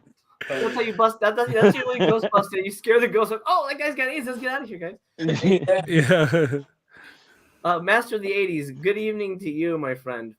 Hey. Let's see. Sorry to backtrack, but that Russian film looks impressive. It really does. It looks like a pretty fantastic movie. Probably one of the most epic-looking movies I've seen on this site so far. Bullet would watch a Liam Neeson Naked Gun reboot. And he's also a fan of Day of the Animals. There you go. And Craig says Nielsen rules in Creepshow. Him being so jolly makes that character scary as hell. Yeah. I love it. I love Crazy. Crazy is good. But fake crazy, not real crazy. You can't work on set with real crazy. King Carr. King Carr. I have no idea what this is about. This poster tells me nothing. I have an idea. You have an idea? Well, okay. What is your idea? What is your concept? It's about a King Carr, idiot. Oh. You know what? I'm sorry. You know what? I you're right. I'm gonna buy you a copy. Look at that. Look at that. No, this is probably like a Christine kind of thing. Look at that. What is she? Oh, what is happening here? Okay. King Carr. What the hell? Is that Saw? It takes place in a junkyard, apparently. Okay, let's. Okay, 2,000 copies with the special slip dip. This is Dark Star Pictures. Let's see here. Okay. A young man's ability to surreally be one with and speak to cars sparks a revolution that could save his community. When his invention? Oh, I thought it was like his powers. Okay. When his invention inadvertently accelerates the underlying problems of the community, our hero's quest must grow bigger than his own personal ambitions, and a fight for survival ensues with the zombies of capitalism. What the fuck is that about? That doesn't make any sense. Like I said, King Car. Completely obvious. Completely obvious. Well, when you put it that way, it's in Portuguese. It is a recent movie. Region A. You have a short film, deleted scenes, a making of, and then production design gallery and costume design gallery. Wow. I don't know anything about this. Okay, BC, how many copies are you getting? 0. Okay. Yeah. Okay. And Tracker, I'm guessing you're passing, even though you know what this is all about. Naturally, yes. Tony, you grabbing this? I don't know. I have to see the trailer, but it doesn't. It was. What's that? No, go ahead. I'm sorry. I don't know. It doesn't seem like intriguing. Right. What were you gonna say, TC? Oh no, would you buy it if I told you it was shot in the 50s in Russia? Yes. But it's in Portuguese though. But do they pass out AIDS? That's what we really want to know. Yeah. It's a big. I just want HIV. I don't want the whole blown. The end scene is a giant fight scene with a closet monster that's throwing AIDS at people. Oh wow! If it was a car that whoever sits in the seat gets AIDS, then I'd.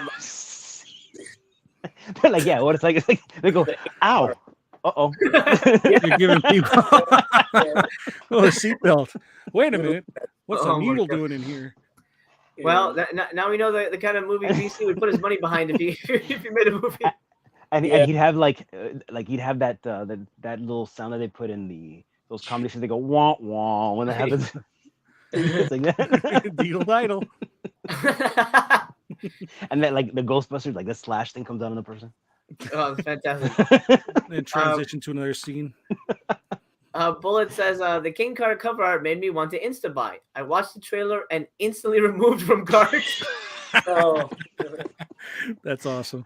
I wonder because since a lot of times these movies they have great slip covers, do slip covers sell more than the movies themselves sometimes, or? Well, they sell because of the slip covers. Yeah. Oh.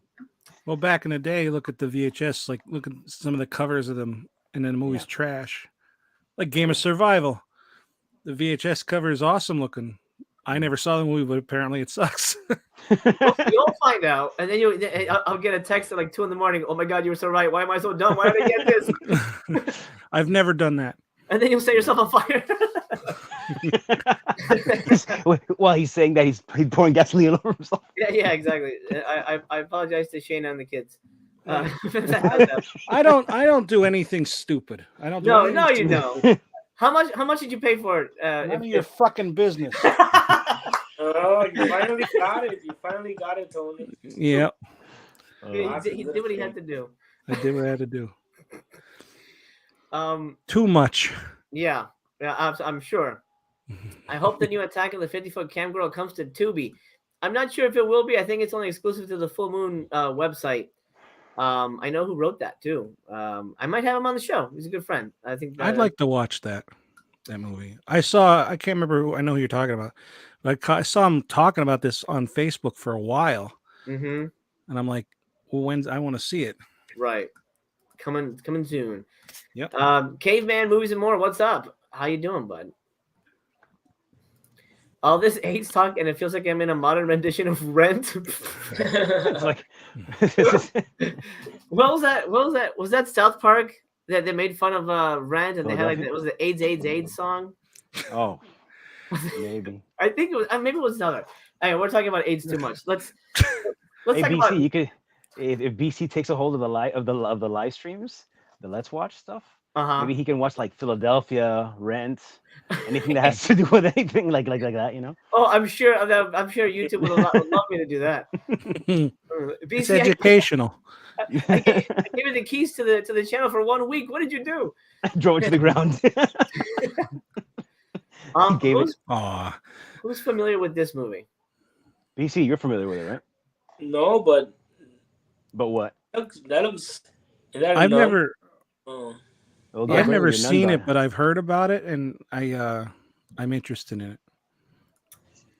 It is about nuns. It's a modern movie. That's Alison Brie, the beautiful Alison Brie, the beautiful. Oh wow. Aubrey Plaza there as well. And then you got a really good cast here. Mm-hmm. Alison Brie's husband, young Franco, is here. John C. Reilly, right? I got it. Who? That was John C. Reilly, right? John C. Reilly as well, yeah. Yep. I got about 20 minutes into this movie, and then I never do this, but I was like, I'll come back to it, and I just never finished it. Is it exploitation or is it a legit drama? No, it's a comedy, but it's one of those like not really funny comedies. Oh, like it's a comedy? I was like, I spent like 20 minutes. I'm like, when is this a comedy? Like, I don't understand this. Like, it's like really dry, really dry. I'm like, I'm not having fun with this. But I don't know any of this. I never got to any of the sexiness or anything. So I honestly legit don't really know what happens in this movie. But it looks like it gets nuts. Nuns. It gets nuns. Yeah. Oh, by the way, Tony, on a tangent. Well, there's boobies there. I can't show them. On a tangent, I did finally see the movies in the unholy box. Oh yeah, Nasty Habits. Nasty Habits, yeah. Yeah. Hey, look at this. What movie? Oh, you want to join us? Why not, man? Come on in. Hold on. I'm gonna send you a link right now, buddy. Isn't that did that box set the Nasty Habits one? Did that include the Sister Act movies? Yes. Yeah, of course. Good. It's in the special features. Excellent. Whoopi Goldberg's naked. Isn't that Yeah, I was waiting to see the reaction to that. Oh man! But it was from the 90s. What? What was from the 90s? The Sister Act movies. Oh yeah. Oh yeah. Is that Alison Brie in the cover in the middle? Yeah, Alison Brie. Alison Brie's in it, and I guess she has a sexy part in it. I'm not really familiar with it, but except I saw about 20 minutes of it. That looks like a old movie. I'm not sure about the nudity. I guess there is some nudity, but not the main girls, obviously. Oh, well, not obviously, because Alison Brie's done it several times. Has she? Yeah, in Glow she did it. Oh, in Glow, that's right. And I think she did it somewhere else, so she's done it. So she's not gonna say, "Oh, I'm not gonna do it now." Oh, she's done it. Boom! She's done it. Once you go, you can't stop. You gotta keep going. Hey, we're gonna be joined by the wettest person I know. What movie won? Whoa! Hey, what's up, man? Oh, look at that. How you doing? How you doing? What's up, buddy? I don't know. What are we talking about? Vinegar Syndrome right now? I just saw that you popped in for a minute. Yeah. We're talking about sexy nun movies. Quick introduction. You know BC. You've met him. Hello. Hi, brother. What's up, brother? What's up, man? Tracker Cast, you haven't met, but he knows you. Hey, what's up, dude? How's it going? And who the hell is this Mr. Tony of the Dead guy? I don't think I've ever seen his face before. He's a nobody. He's one of the sexiest people I know. Okay. Yeah. Oh, you got to meet more people. Bullet Blake says, I'd say there's a 99.9 plus 0.1% chance it's funnier than Inspector Ike.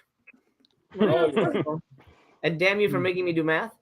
But let's see. Barrett says, dark comedy is the phrase you're looking for. Yeah, dark comedy, but I feel like it tries a little. It tries a little too hard, in my opinion. Mm-hmm. Well, Wet, since you're new to the party, how are things with you, man? I know you're kind of in transition over there. I was in the Valley today looking at places because right now we're trying to find a transition place to go to before we hopefully find, a house or something. There's a lot of stuff I can't talk about on here, but sure. Like we're just trying to find a transition place at the moment, and I don't want that to be a hotel, but we're trying, and we also don't want to spend so much money to do it. But one of the places that I saw was near the Warner Center Park. Okay. Nice. Okay. So kind of, what I'm talking about. I know what you're talking about. That'd be great. Mm-hmm. That's fantastic, man. Well, like I said, the transition place. So how long is that gonna be? Mm-hmm. Right. But that's where it may be happening, but I don't know yet. Man. Well, thanks for jumping in. We're in the middle of discussing this movie. You know what? Let me pull the banner so you don't get buried back there. Little Hours. Have you seen this? I know you see pretty much all of these new ones. I don't think I've ever seen the Little Hours before. It looks like something I would never watch. This is a new release. It's got Alison Brie potentially with her bits and pieces out. John C. Reilly, Molly Shannon. Oh, Molly Shannon. Yeah. Superstar herself? Yes. Huh. Exactly her from 2017. Let's read the plot here, and maybe we'll have a better idea. Medieval nuns Alessandra, Fernanda, and Ginevra lead a simple life in their convent. Their days are spent chafing at monastic routine, spying on one another, and berating the estate's day laborer. After a particularly vicious insult session drives the peasant away, Father Tommaso, John C. Reilly, brings on a new hired hand, Masetto, played by Dave Franco, a virile young servant forced into hiding by his angry lord. Introduced to the sisters as a deaf mute to discourage temptation, Masetto struggles to maintain his cover as the repressed nunnery erupts in a whirlwind of pansexual horniness. I still don't know what pansexual means, so I'm going to ask for your definitions in a minute. Substance abuse and wicked revelry, loaded with comedic talent and written with an off-kilter yet knowing touch. The Little Hours is an immensely charming romp. Writer-director Jeff Baena's writer's follow-up to Sundance Film Fest favorite, Life After Beth. It has a lot of good stuff going for it. Lots of special features here. Lots of good stuff here. Region A, you get a commentary track with pretty much everybody. Oh, Kate Micucci. She's very funny. Micucci?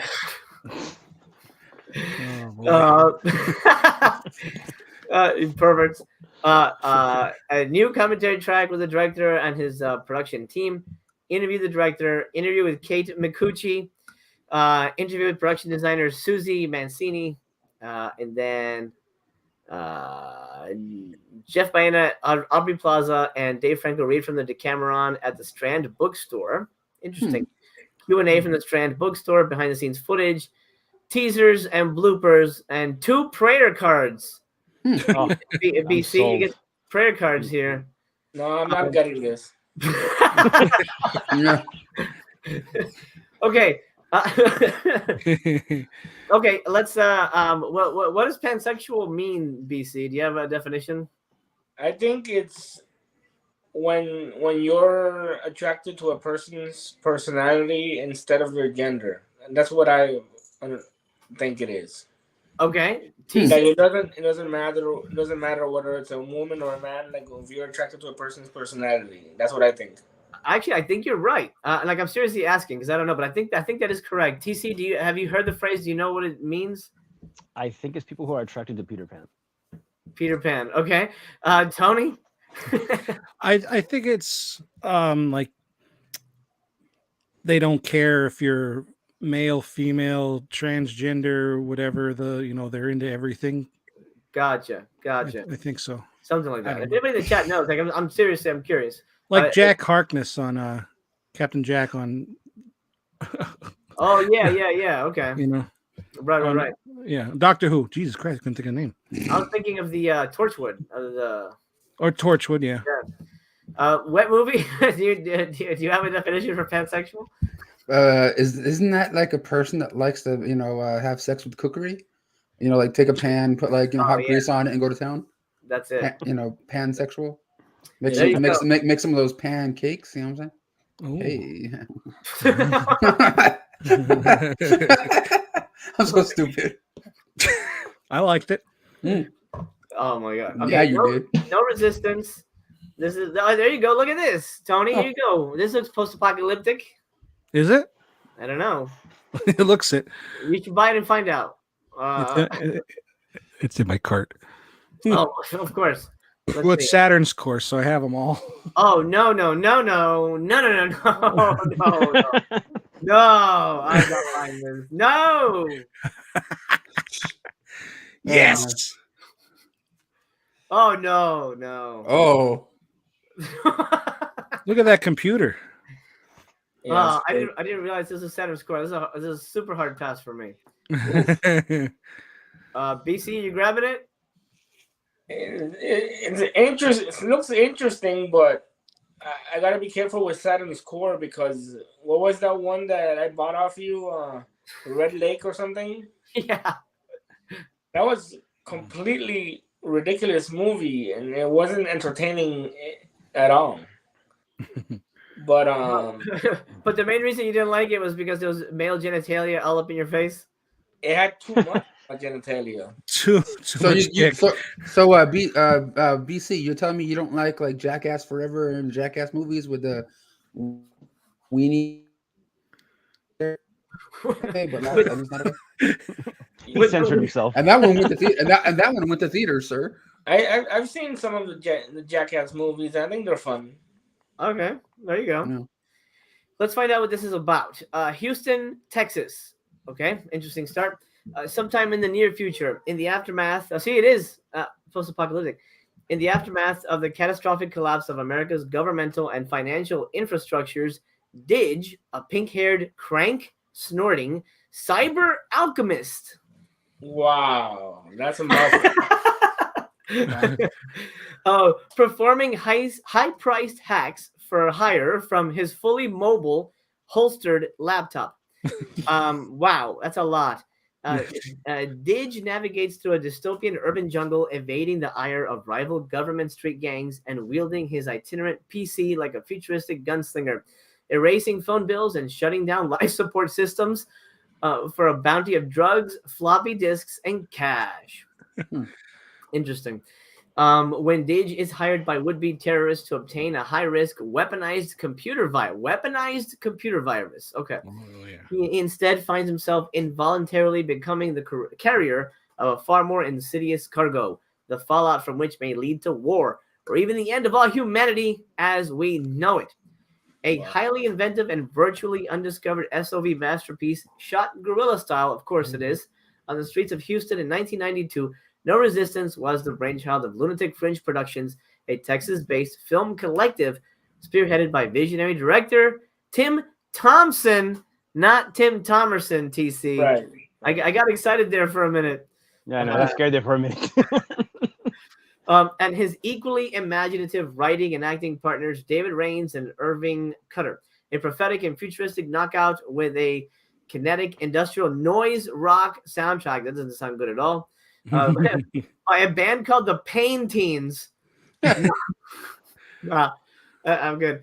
It stands apart in the echelon of shot-on-video features by dwelling unabashedly in the realms of both action and science fiction. Like a dime store Blade Runner by way of Yojimbo and filtered through the gritty lens of Deadbeat at Dawn, No Resistance remains one of the 90s most iconoclastic cyberpunk neo-noir sagas. Wow, they are really trying to sell. I was just gonna say that. Wow. If that ABC. Doesn't, yeah, I never heard that in my life. No, I never heard that either. BC, are you sold? I think so. It has the word virus in it. He's probably gonna buy it. I'd watch it, but I wouldn't blind buy it. But I'd watch it. Like, if you could check on TV, if it's somewhere, I'll check it. Rob says never got into VS titles. They seem to release a lot of movies that I'd never watch. That is the catch-22. Yeah. with VC. You know what? Honestly, I'll tell you what. After this batch of movies, I just feel so burnt out on shit that it's just, man, I'm just burnt out on shitty movies, dude. That happens. Yep. I can't do it anymore, man. It's tough, dude. I don't think I'm gonna subscribe next year. Really? You said that last year, though. Yeah, you said that last year. I said that last year. That's true. This movie looks like it was shot in the trunk of the car from Repo Man. Inside the trunk. That's what. Exactly. That's what it feels like. With just like the trunk light as lighting. Yeah. Bullet says pansexual, not limited in sexual choice with regard to biological sex, gender, or gender identity. Okay, so I think BC was closer to it than although I thought Web Movie was pretty close with the frying pan sex, but yeah. Jesus, come on, man. John says I've liked the majority of Saturn's core. Oh, really? Okay, that's good. Razor says Tony's a masochist collecting all Saturn's core. Well, I don't have all of them. I don't have that duck movie. I don't need that shit. Oh yeah, no, fuck that. Bullet says I ended up with 2 Saturn's core, and I don't think I can buy another one ever again. But that slip though. Yeah, he's a slipcover man. He loves it. He loves his slipcovers. Oh, Razor wants to know, didn't BC love that homeless girl rapist movie from Saturn's core? Oh, I thought it was okay. It wasn't as great as I thought it would be because there's no nudity in it at all, and she's not an ugly woman. There's a character at the beginning that's a prostitute, and it's played by the same actress that plays the homeless woman, and she looks really pretty, with dressed up and stuff like that. So I wouldn't mind seeing some, but it was an okay movie. It had potential, but it could have been more. I agree. More sleazy, more trashy, but right, it's okay. Wet, do you like shot on video movies? Not particularly. There were some that I remember liking, like video violence and stuff like that, but not a whole lot whatsoever. But back in the day, there's like one title that I remember digging, but now I can care less for the movie and the franchise. But when I first saw it when I was younger, going to the video stores, I'm like, oh, these movies are kind of cool, but like the Camp Blood ones. But now I can care less. But that was back when I was young, going, oh, VHS, what? Right. Are we talking about the Dave Sterling Camp Bloods? No, the ones before him. Oh, really? Oh, okay. I wasn't aware of shot on video Camp Blood, but that are not the Sterling movies. The first two, I think. What happened? The first two or three or something like that are not his. Oh, they're not? Yeah, I think it's like just the random. I've never watched anything more than past the second one, I think. I've seen the first 3, and I thought that's the one with the clown, right? Clown mask? Yeah. Those are pretty fun. Oh, yeah. I love David, but like I can't sit to those movies, dude. All right. Fair enough. I've been in some David stuff. I like David. David, he's my boy. I haven't seen him in a long time. Yeah, he knows I can't sit through his stuff. You're honest about it. I love it. Video violence is actually coming from Vinegar Syndrome at some point. I heard. Huh. What? Yeah. That's great. Part 1 and Part 2 on Blu-ray. So nice. I'm definitely picking that up. Come on, man. 3 copies up. They better get goddamn 4Ks, bro. No, you can't 4K SO. I know I'm being stupid. It looks like garbage. But being Vinegar Syndrome, you never know. They might just try it. They just heard that too. Yeah, like, hey, wait a minute. They do like a 4 lowercase K, so it's like not that good. Just 3 Ks. I don't know if you know this, MC. My buddy Mr. Nichols went out to the swap meet today. He goes to the swap meet every Sunday. And he found a handful of different Blu-rays and DVDs, but he found a Blu-ray autographed copy of Haunting a Whaley House at the swap meet for $3. Oh, really? Like autographed by everybody. I'm like, where did this one come from? Oh, wow. I mean, the only time we did a sign, did we do a signing at we did one at Comic-Con. No, actually we did, because the movie was out at that point. And I think we might have done one at Dark Delicacies, but I don't remember. Whatever it is, it was like signed up, and he saw, he's like, Brendan, check this out. I'm like, oh, all right. Nice. Well, whoever gets it, I hope they enjoy it. Yeah. Bullet says, if you give that synopsis a remake with a $20 million budget, I would probably be all over it. Yeah.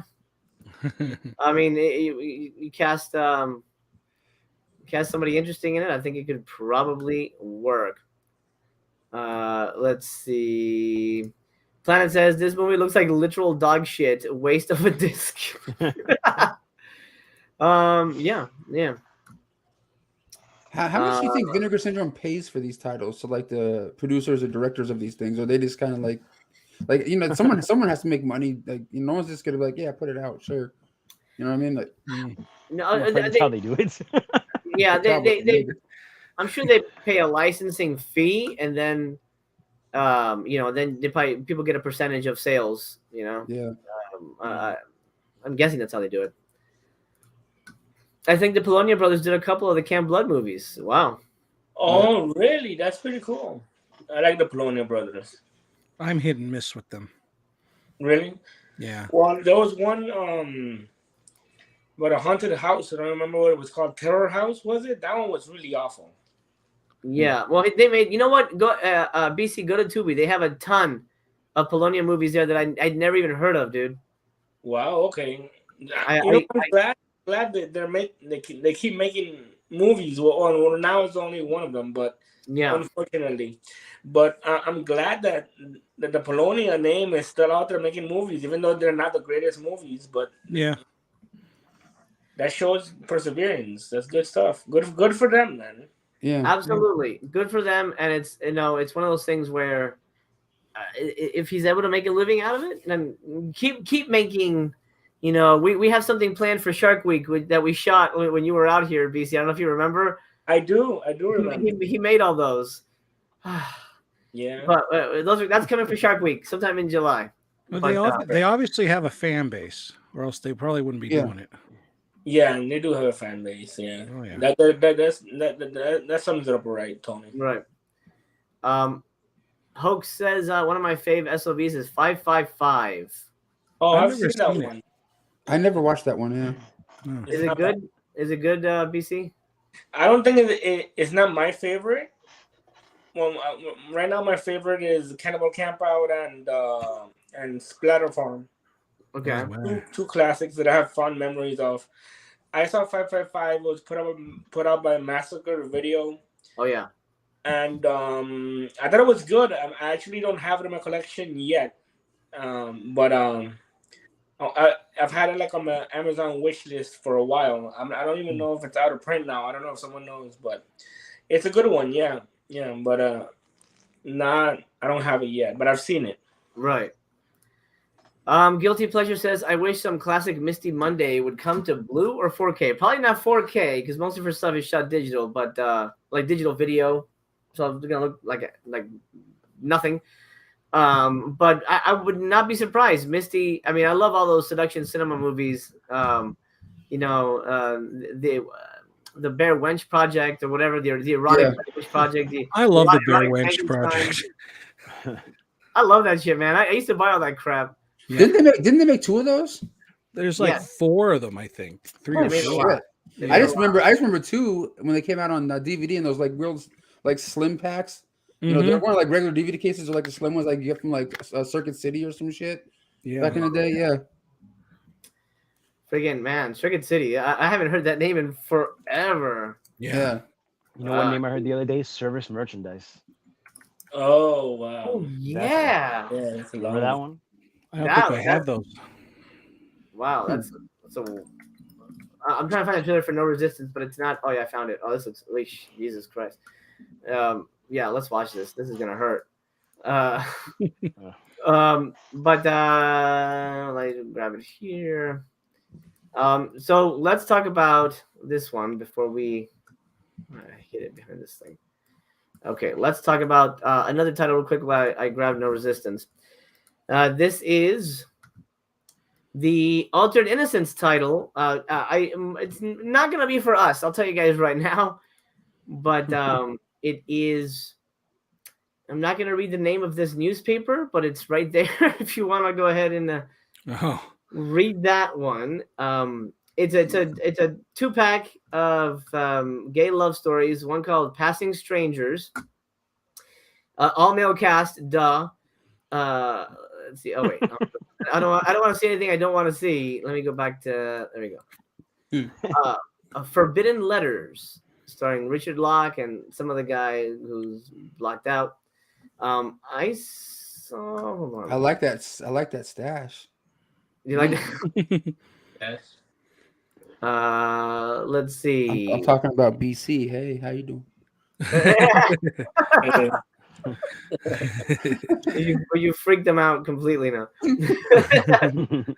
Where is the thing? Hold on, let me get the link here. Okay, anybody interested in this? That's a hard pass for me. I mean, hard pass. Yeah. How hard? Jesus. You don't want to know. Oh boy. Nice. I can always count on a wet movie to be very delicate about these things and approach things like a gentleman.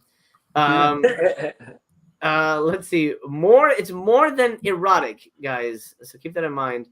2,000 units. Looks like we're still at 1,000 in stock. We'll read through this, and for those of you who are interested, and no other filmmaker better embodied the spirit of the gay liberation movement than Arthur J. Bresnan. He did Buddies too, which I'm hearing is good. That's a VS title that I haven't gotten yet, but I hear that's pretty good. Tony, have you seen it? Have you got it? I'm sure you have it. I don't know. I heard of it, but I don't know if I have it. You probably do. No. If I do, I don't have the slip. Right, but it's not out yet. I don't think it came with a slip, so that could potentially be a legacy slip. David says it's a flaccid pass. A flaccid pass, yes. Oh, I do have it. Flaccid pass from David over there. A true pioneer of queer cinema. His films fearlessly blurred the boundaries between the artistic, the erotic, and the cinematic, and never so clearly as with his first two narrative films, the critically acclaimed Passing Strangers and Forbidden Letters.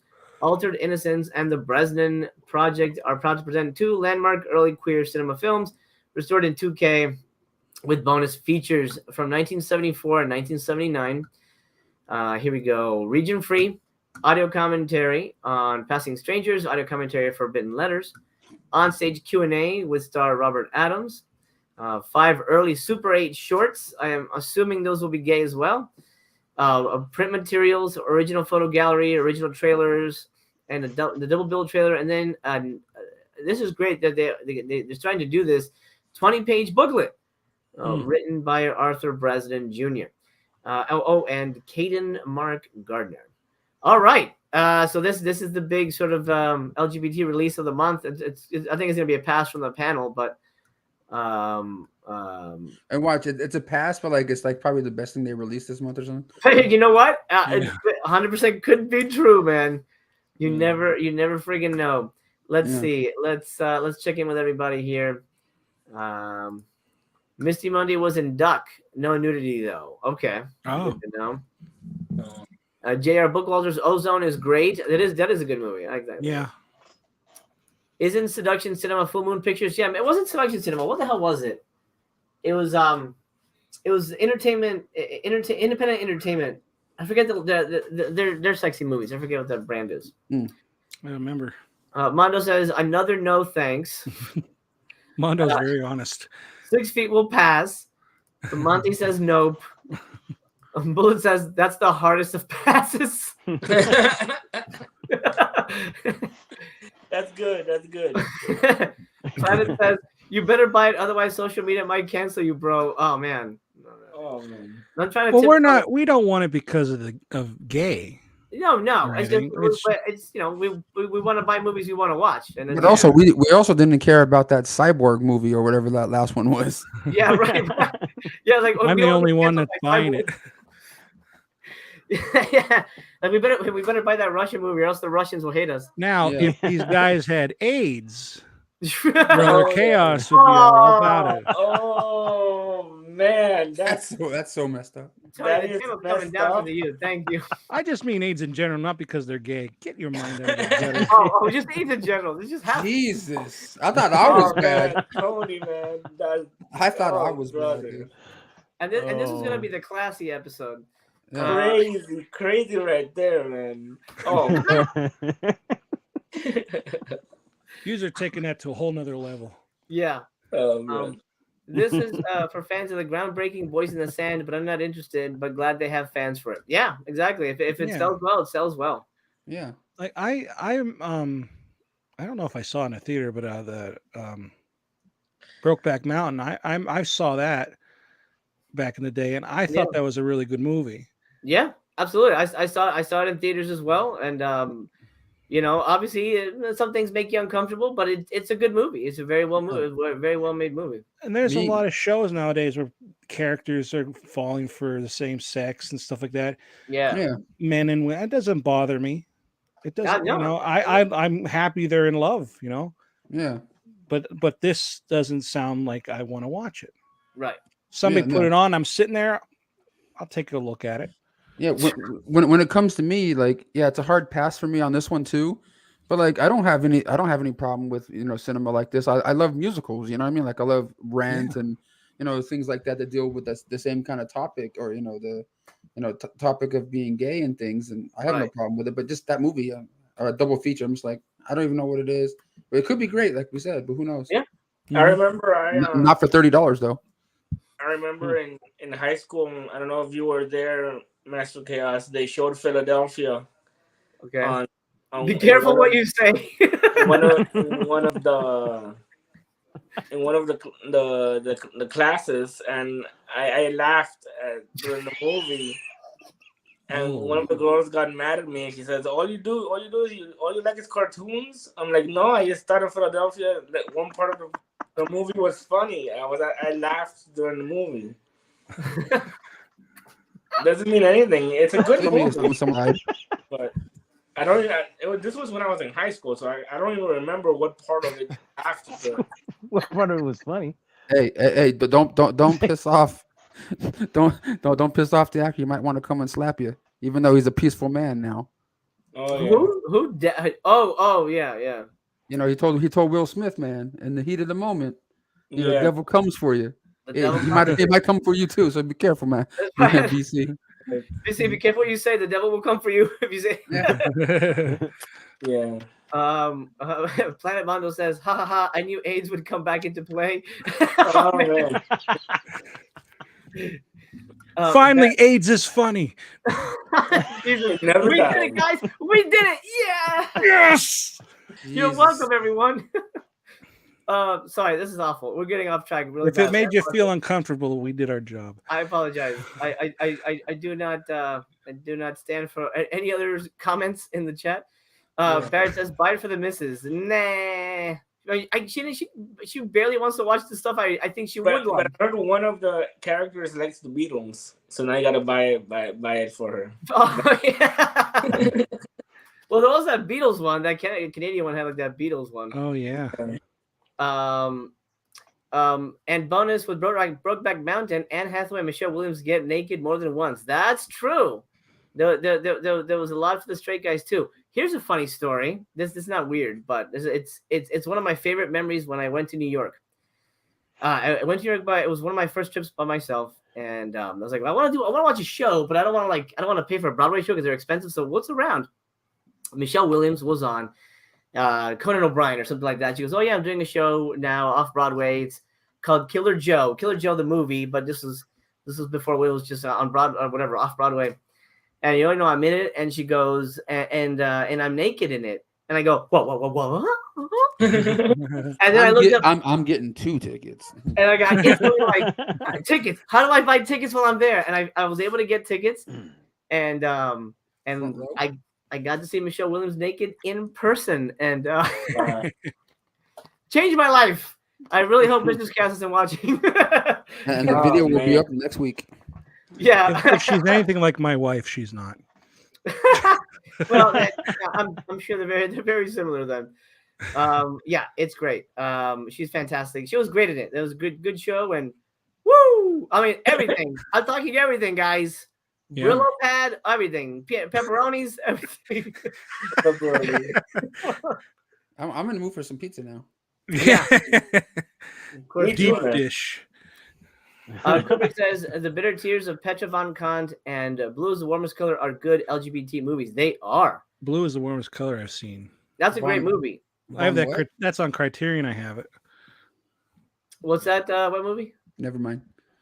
What did you say? Blue is the Warmest Color stars a current Bond girl. I guess she's not anymore, but yeah, very good movie. Philadelphia, is that the sequel to LA Hates Jabber? That didn't come from us. Wet movie missed the beginning of that, so he has no idea what LA AIDS Jabber is. Yeah, Wet movie. I don't want to know.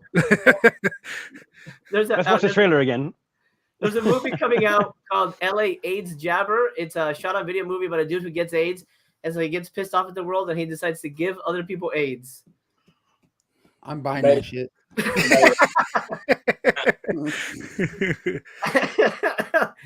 Oh man, you know what? If you get it, let's watch it together. We'll do a review of it together. That'd be awesome, man. Jesus. Planet says there's nothing awful about this. This is a fantastic stream. Way better than the garbage that's about to be released in nice slips. Well, thank you, sir. Thank you. Yes, thank you. Guilty has a question for Tony. Have you ever saw Weird Paul from PA live?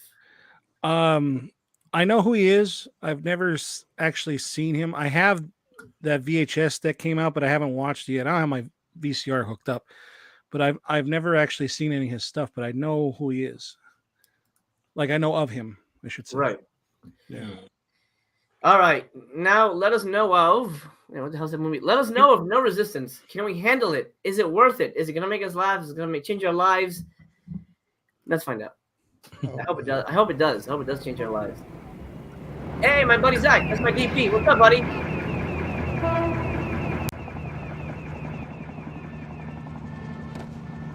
Okay. Got it. Moving on, trailer. What else you got?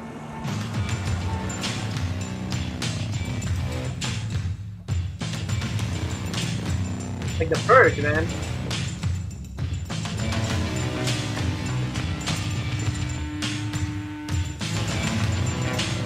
Like a famous movie.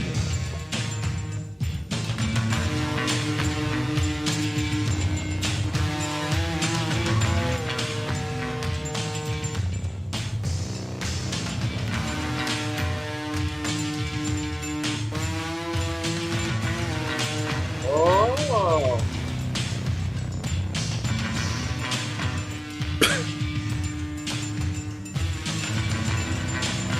Oh, look at that kid.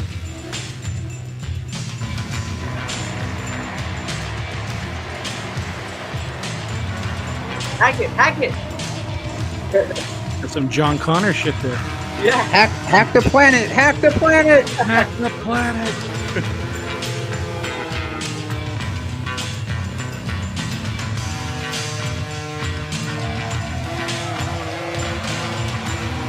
Oh, yeah.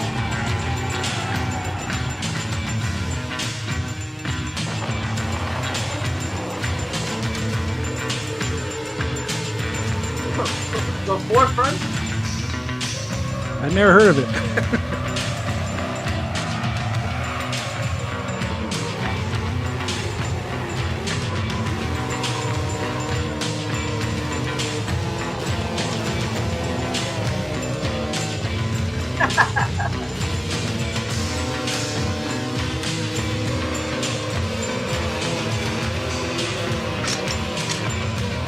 Weird Al.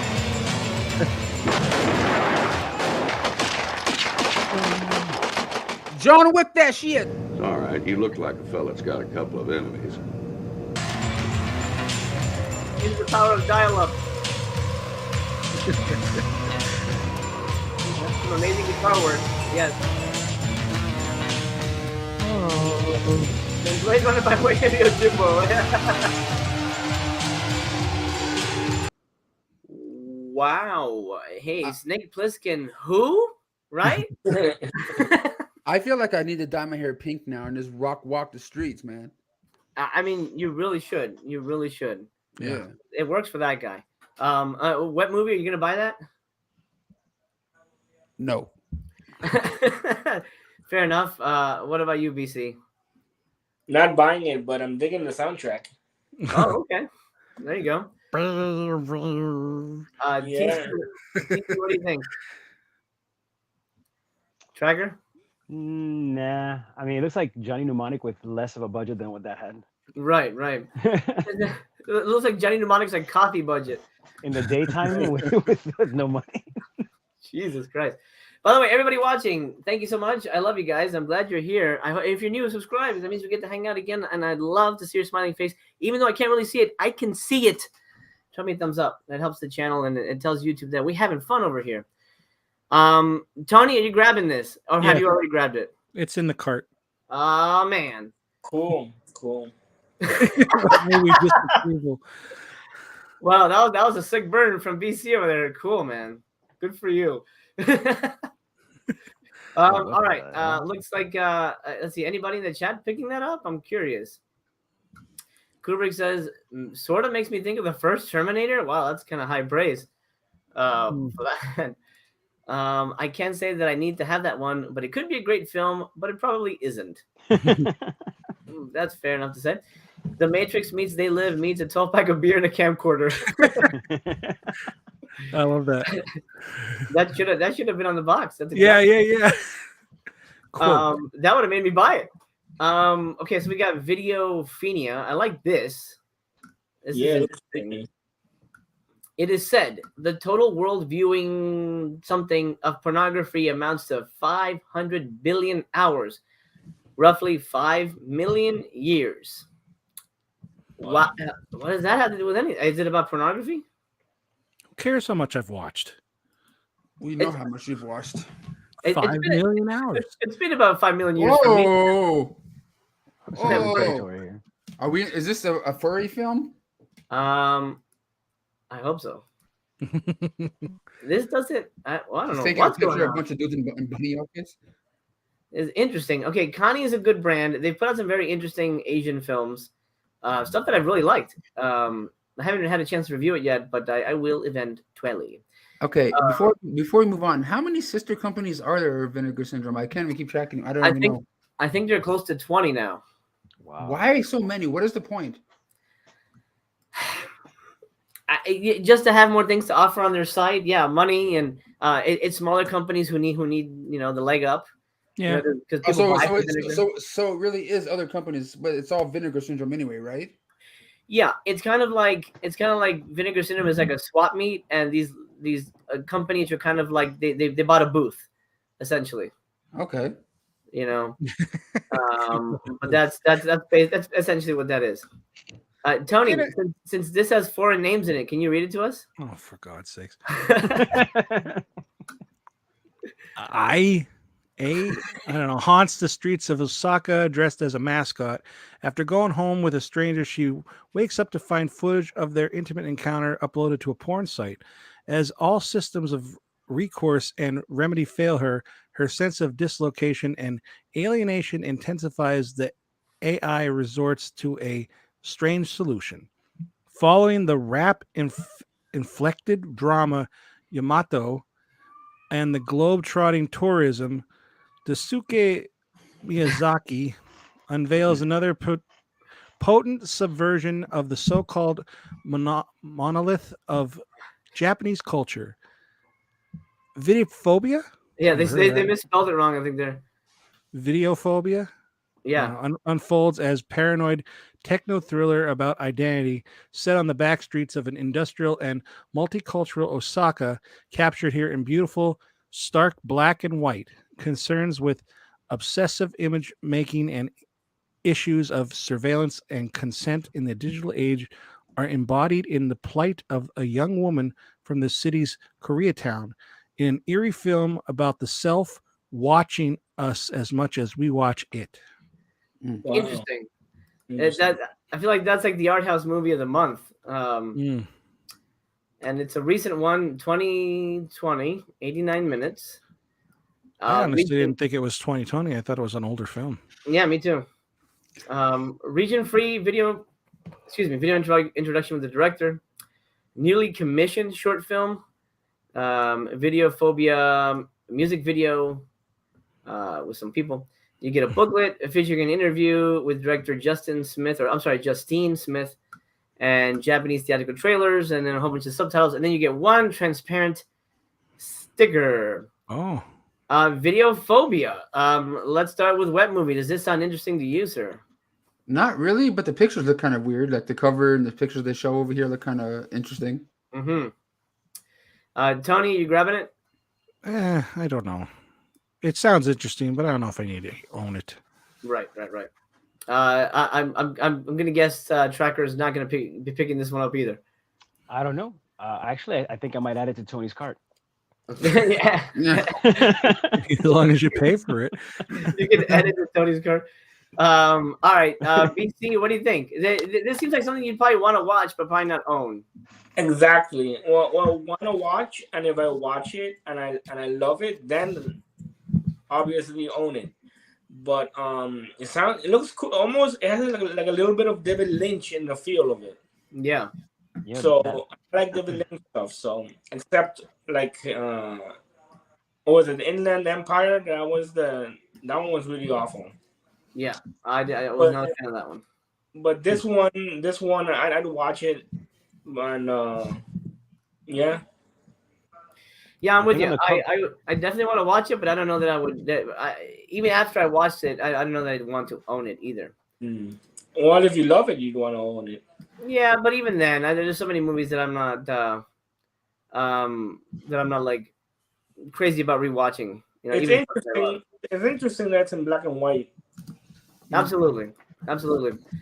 And we're at the end. We are at the, or at least we're at the end. I mean, we have some more stuff to talk about, but we're at the end of the partner label releases. Yay, we did it. You know, that cover of that last movie looks like the thing in BC's closet. Yeah. You should get it based off of that. That alone, that's your friend. Yeah, so for me, just recap, I'm getting Doris, I'm getting Ilya Moromets, and that's pretty much it. Everything else I'm gonna be passing on. Maybe I'm gonna watch Coca-Cola Kid on Tubi and give it a try. Inspector Ike looks interesting, and I'm probably gonna give Little Hours a second chance eventually.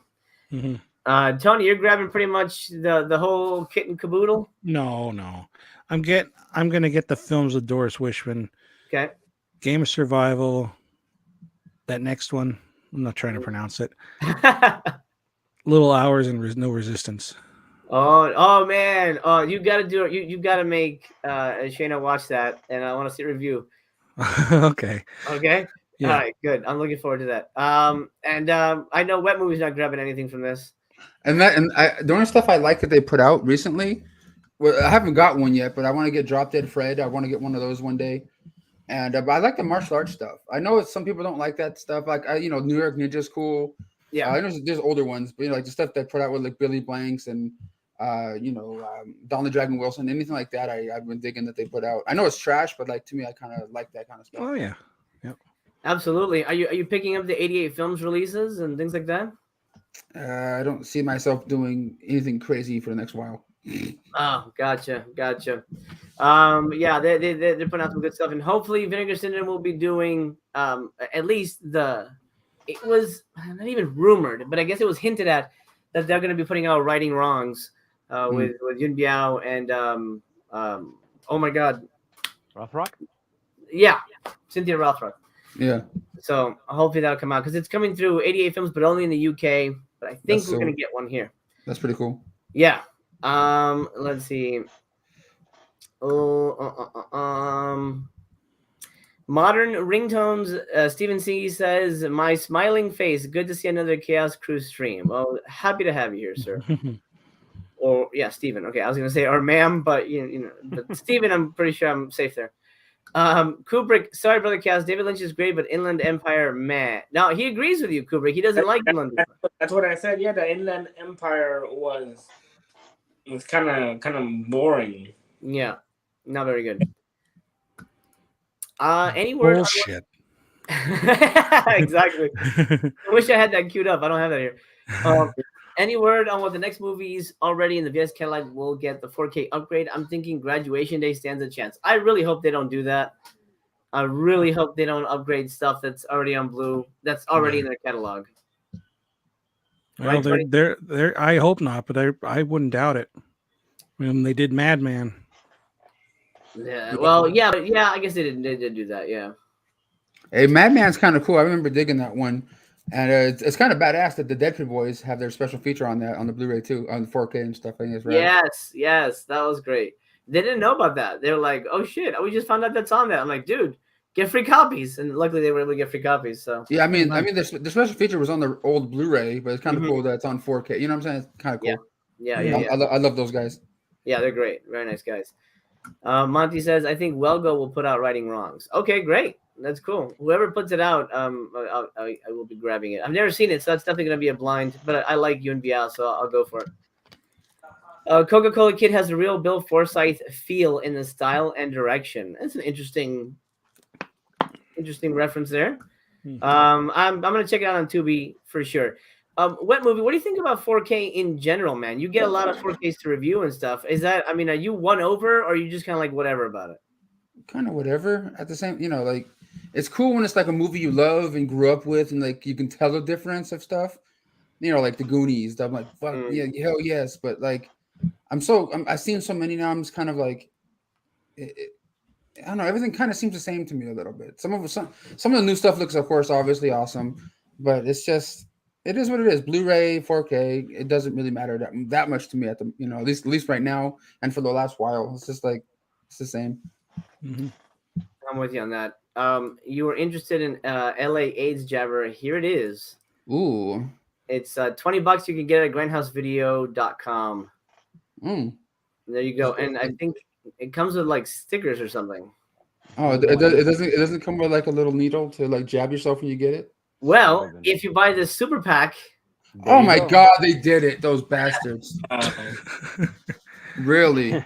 Yeah, but that's what Suburban Sasquatch. You said that one was crap, right? This is awful. It's an awful movie, man. I love how the word AIDS is so big compared to like LA Jabber. It's just like it just looks like the syringe says AIDS. Yeah. Yeah.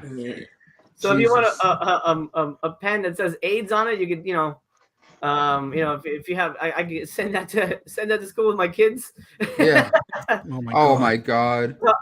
Yeah.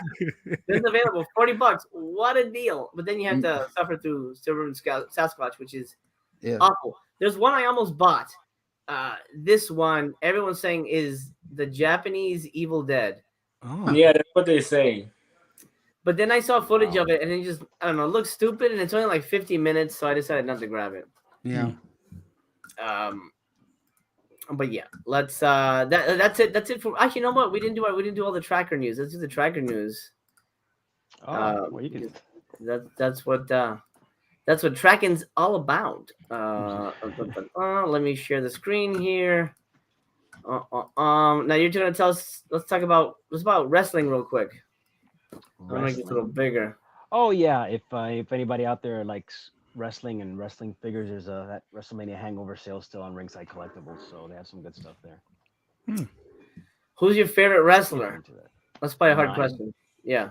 Yeah. Probably it is a hard question. Stone Cold, probably. Sting. There's a lot of them. It's hard to pick. What about Drew McIntyre? Yeah, I like Drew McIntyre as well. Yeah. Is Drew McIntyre anybody's real favorite though? I guess TC. Cool TC's cool the one fan. What about Bray Wyatt? He's fired, isn't he? Good. Isn't he like on a different company now? He's not with WWE anymore, but he's rumored to come back, but they haven't. He's very mysterious, so yeah. But he's played different characters, so he's really good though. He's really good. His dad, I don't know, Jose, if you remember MC from. I know you don't like wrestling, but from back in the day, you remember IRS? I remember. IRS. That's it. Yeah, he was. That's right. I forgot. That's his dad. Oh wow. Okay. Yeah. What was his real name? Not a real name, but Irwin I. Schweister or something. Yeah, the character name or the real name. The character. Yeah, what he Irwin said. Irwin Shyster or something. Shyster. Yeah. Yeah. That's awesome. Yeah. I knew Wet Movie would remember that. Yeah. Sami Zayn. Yeah, I don't know anybody here. That's great. Sami Zayn's annoying. His fucking character's so stupid. I don't watch WWE anymore. I watch AEW. AEW? I don't watch wrestling at all anymore, except for like whenever like WWE puts out like a DVD randomly at a Walmart. I'm like, oh, okay, I'll get this. But I haven't kept up with it since like the Attitude Era, since that ended. Oh, Jesus. Oh, wow. Okay, yeah. Attitude AEW Era is the was shit, great. though. AEW is best right now. I love AEW. Yeah. Everybody's coming there too. Like everybody just gets fired from WWE. Yeah. Yeah, they're releasing people like every month, once a month. I think they're releasing people. So this jump ship. Samoa Joe is down there now. Yeah. But he's not an asshole. He's a good guy. No. Seems like. That's good. Yeah. That's good to hear for Samoa Joe. I have no idea what that is, but good for him. Yeah. You get free shipping over $60 And then you get or use code Mania for 5% off. That doesn't sound that great, but yeah, the free shipping is better. The free shipping deal is better. Right. How much is each individually? I can't see on my screen. $20. The average is 20. In the stores, it costs a little bit more, but you can get stuff for even less than 20. So. Oh, okay. Yeah, it's better than buying it in the stores. It's like $9.99. They are $10. They are $12. Yeah. Tracker, and these all have like, I guess since the wrestling figures, good flexibility joints, so you can like articulation. Yeah, so you can do whatever you want with the AIDS. That's what I meant. Yeah. All right, so there you go, guys. Ringside Collectibles. Go save money on shipping and get your sweaty fat guy toys. Sweaty fat guy. I want you to say that in front of any wrestler on here. Anytime. Yeah. Bring it on. Anybody. You pick the guy. I'll go. Come on, sweaty fat dude. AIDS. Jesus Christ. Hey, speaking of which, BC, retitle this show. Would you buy a 4K of Philadelphia, just for laughs? Just for laughs? That's terrible. Oh my God. I'm not the one who laughed at Philadelphia. I'm sorry if anybody is offended. It's not coming from me. It's these. Speaking of Philadelphia, I was going through some boxes in my garage trying to put some stuff up on eBay, and I came across my Twilight Time Blu-ray in one of them. Oh, nice. That's out of, it's Twilight Time, so that's What does that go for? Probably a pretty penny, no? $30-$40, nothing crazy. Oh, all right, not too bad. All right, I never saw Venom 2, but apparently part 3 is coming. So my $8 isn't gonna help it. Tracker, can you look at the? Can you read off the screen? Are you able to? Yeah. This news isn't entirely shocking, as executive producer Amy Pascal previously stated that a third film in the Tom Hardy-led franchise was in the planning stages right now. However, now we know that it is fully in development and will be made by the studio. No details were given by the follow-up of Venom Let There Be Carnage, though obviously Hardy will return as Eddie Brock Venom. Hey, there you go. Did you like part 2, TC? I did. It's actually supposedly I think it did better than the first one, I believe. But I think I like the first. I think the first one was better. Yeah, me too. I thought that story-wise, but the second one was fun and had Carnage and stuff like that. So I don't know what they're gonna do with the third one, but. I mean, if anybody, No, go ahead. No. If anybody saw, what was this? Spider-Man. Yeah. And obviously they tried to tie him into that universe, but I mean, the character is gonna be in the Spider-Man universe, but it's not gonna be him, obviously, because of what happens. But the Venom, the symbiote, is gonna be in the Spider-Man universe. So. Oh yeah, I remember that. So I don't know if that means there's gonna be another version of Tom Hardy in that universe, or they're gonna get somebody else to play Venom in that universe. I don't know. Right. What movie you agree with that? You like part 1 better? Yeah, I thought. I mean, I'm not the biggest superhero guy, especially with all this stuff that's coming out the last couple, like 10 years or whatever. Yeah. But I enjoyed the first Venom. I liked the back and forth between Tom Hardy and the character of Venom, and they're like talking shit to each other, like in his mind. Yeah. I dig all that, but like the second one, I didn't really care. I like Woody Harrelson, but I just didn't care about that one for some reason. Right. Did you guys know that I saw Michelle Williams naked in real life? Where were you sitting? Oh, I don't know. There's a joke in there, but no. It was row 8, row H, seat 69. Oh. Does anybody in this chat know I saw the Fluffy Gamer's taint? Oh, you did? I'm sure that's real. I'm 100% sure that's real. I was in Las Vegas, and me and Danny one day were coming back into the room because we woke up early, and the guys sometimes they have a long night and whatever. And we come back in the room. Fluffy's kind of sort of waking up. His legs are up and kind of up and stuff, and his pants, like his shorts. I'm like, oh God, what is going on? And like some of it's on video, but like no one knows it's a taint. But it's just like, whoa. It was like, Fluffy, I've never seen you like this before, sir. Wow. Frightening.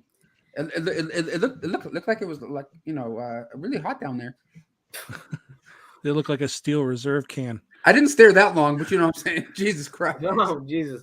But like, oh my God, look at that taint. What does it taste like? It's salty. Hey Fluffy, could you just hold it open just a little bit longer?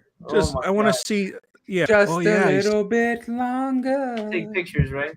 Come on. Okay. John McD is curious if anyone bought the translucent slip. If yes, promoted. I did, and I haven't gotten anything yet. So I think we'll probably hear something coming for the halfway sale. BC? I bought it as well. So yeah, I have a feeling it might be like maybe a perk for the halfway to Black Friday sale. Yeah. I hope so. Yeah. It's the Emperor's New Clothes. Those slipcover fits like a dream. Yeah, I don't know. We'll see. They can't. I think people would be really pissed if they just took $6 for nothing. Oh my god. Yeah. They wouldn't be able to pull that one off again. Okay, last story before we wrap it up. Super Mario. That's terrible. I apologize. Yeah. Okay, Super Mario movie delayed. I know this is a bummer for everybody. Nintendo of America said this. So you want to read that to us, T? What the hell did I do? No. Here, TC, read that. Yeah. It says, this is Miyamoto. After consulting with Chris Sun, my partner at Illumination on the Super Mario Brothers film, was decided to move the global release to spring 2023, April 28th in Japan, and April 7th in North America. My deepest apologies, but I promise it will be worth the wait. Tracker, is this gonna be a live action movie or? No, I think it's animated because I heard people were voicing. They saying so and so is gonna do the voice of this and that. Like I think Chris Pratt's gonna do Mario or something. I don't know, something like that. That's the way it would be better that way. Animated. Right. Yeah. I mean, they already got the live action one perfect. You can't fix it. You can't. VSA. Oh my god. There you go. So Tracker Chaos, thank you so much for your inaugural tracking. You're welcome. Thank you. Of information for us. You're welcome. Oh, here we go. Question for you, Wet Movie. Did he have poo encrusted dreadlocks down there? Oh my god. I told you I didn't stare that long. I just saw where the sun doesn't usually shine, and me, Danny did too, and we're just like, all right, Fluffy. Close your legs, go back to sleep. Jesus Christ. I'm glad I've never been to Vegas with you guys because that's frightening. I mean, that's not a normal thing, of course. You know, hey, it's not like, hey, we're going to Vegas. Hey, Fluffy, when's the tank coming out? Yeah, bring that. We see that tank is ready to go. Yeah, it's about taint time. It's taint o'clock. Taint o'clock. There you go. That's a new one. I'll throw the banner back up there since now we have. I have the whole screen. Where did I put it? No, it's here. Oh, here, last live. Okay, folks. Before we wrap it up and I say goodbye to you, I say goodbye to my panel. Like I said, this is the last live show until the halfway to Black Friday towards the end of May, because I will be making my movie and production kicks into high gear tomorrow. I spent all weekend working on my shot list, so now I know what my movie looks like. But of course, when we get on set, it's a whole different story. As promised, I'm going to announce my two main actors. These are my name actors in the movie. Now the whole movie isn't cast yet, but this is who we got. Playing the part of the devil in my film, the one, the only, Michael Pare. I love Michael Pare. BC, I'm sorry that it's blocking you. Michael Pare, the excellent from Bad Moon. Eddie and the Cruiser, Streets of Fire. I actually just had coffee with him, and this is what he looks like now. He's badass dude, very funny, and he's willing to rock and roll and willing to make a really fun movie with me. So I'm very excited to have him in the movie. Also joining me, an old friend who's been in another one of my films, Sean. Yay! Now this is Sean. Yeah, this guy's great. I'm sure you guys recognize him. Most recognizable. As Roach, right? Roach? Roach. Yeah. From People Under the Stairs. He's great, really nice guy. I love this guy. He's playing one of my bad guy kind of thuggy guys, and we're gonna have a lot of fun with that. Awesome. So the movie's moving forward. I've got some name actors. I still have 6 days to sort of make it happen. I don't know how it's going to happen, but it will. Wet Movie is leaving. You don't give a fuck. He's gonna show something off. Nice. Barrett says, "Thank you for the stream. I hope you all have an excellent week." Hey, isn't that Sean Whalen guy in this movie right here? He is. That is exactly right. Yeah. Oh yeah. That's nice. You have that, man. I don't even have mine framed. Shit, man. That's nice. Yeah. I gotta get a frame like that. That's nice. Yeah. Parade. Everything happens in California. Yeah. Nothing here. This is where it goes down. Hope you make a great one, MC. We're gonna try. We're really gonna try, man. We have everything against us. No money, no time. Very limited resources, but everybody on my team wants to fucking make a good movie, and that's what you need. That's what you need. Kubrick has faith. Thank you so much, Kubrick. I appreciate that, and we have faith in ourselves, and that is helpful. And we have faith in you. We love you, Kubrick. I hope you're well. Okay, let me call it a day because I gotta go read bedtime stories to Little Master and get him ready for school. Oh, I should say to bed for school tomorrow. BC, I'll start with you, man. Thank you for joining me. What are you up to this week? Anything interesting? He's probably gonna go out and play golf with that little shirt on, like that little polo shirt. You're gonna go play some golf? You're gonna knock some balls around? No, I'm not. I'm taking my father to the doctor tomorrow. Okay. Then I'm headed back to my apartment. I'm gonna watch some movies, and then I'm gonna watch Alien Private Eye, and I'll let you know, Master Chaos, what I thought about that. And just watch movies, man. What else is there, right? That's true. Tracker Chaos, your first appearance. Congratulations! A round of applause for Tracker Chaos. All right, you did it. So what's up for you for the rest of the week? I know you're busy working. Just work and catching up on movies, pretty much. Yeah. Nice. Sounds good, and we'll have you back. Hopefully, you can join us for the halfway sale. I hope so. Yeah, that'd be great. Razor says, "Good luck on the film." Thank you, Razor. I appreciate your support. Sign out, Brother Cast, Trucker Cast, Tony the Dead, and Wet Movie. There you go. Guilty says, "Can Asylum hire you to make Bikini Spring Break 2?" They don't make nudie movies anymore, unfortunately. Hey, we can make one ourselves. Hey, we could. Yeah. Get me and Tony and the Dead in a bikini and walk the beach and just like make that movie, son. That's right. Well, no, we want to make a movie that people want to watch, though. That's the thing. I don't think anyone would enjoy but the thing is, we'll walk around with the AIDS pen. Oh, perfect. Then okay, we got it. That's a movie. Hold on. I'm gonna email them right now. Yeah. Tony, thank you for joining me. What do you have going on for your channel? What do you got coming up next? Probably going live Wednesday night like usual, and just buying movies that I won't watch. Fair enough. No, I don't know. That's pretty much it. That's all I really do on my channel anymore. I've been watching some movies lately, but right, I haven't really felt the urge to review them. Gotcha. I understand that. Sometimes it's hard to come up with anything to say for some of these things, except just like vomiting for 20 minutes. Yeah. Web Movie, what do you got coming up for your channel, man?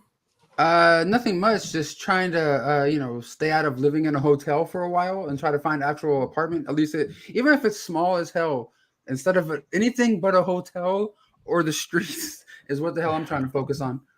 Yeah. All right. Well, I hope you find someplace suitable. Yeah, I know. We've been looking around trying to figure that out. Well, my friend, I wish you the best of luck with that. I know that's tough. If there's anything I can do, let me know, man. I will be in your neck of the woods tomorrow. Hopefully places we can actually see more places tomorrow because they'll be open offices and things. Nice. And I do have a package in the car that's yours.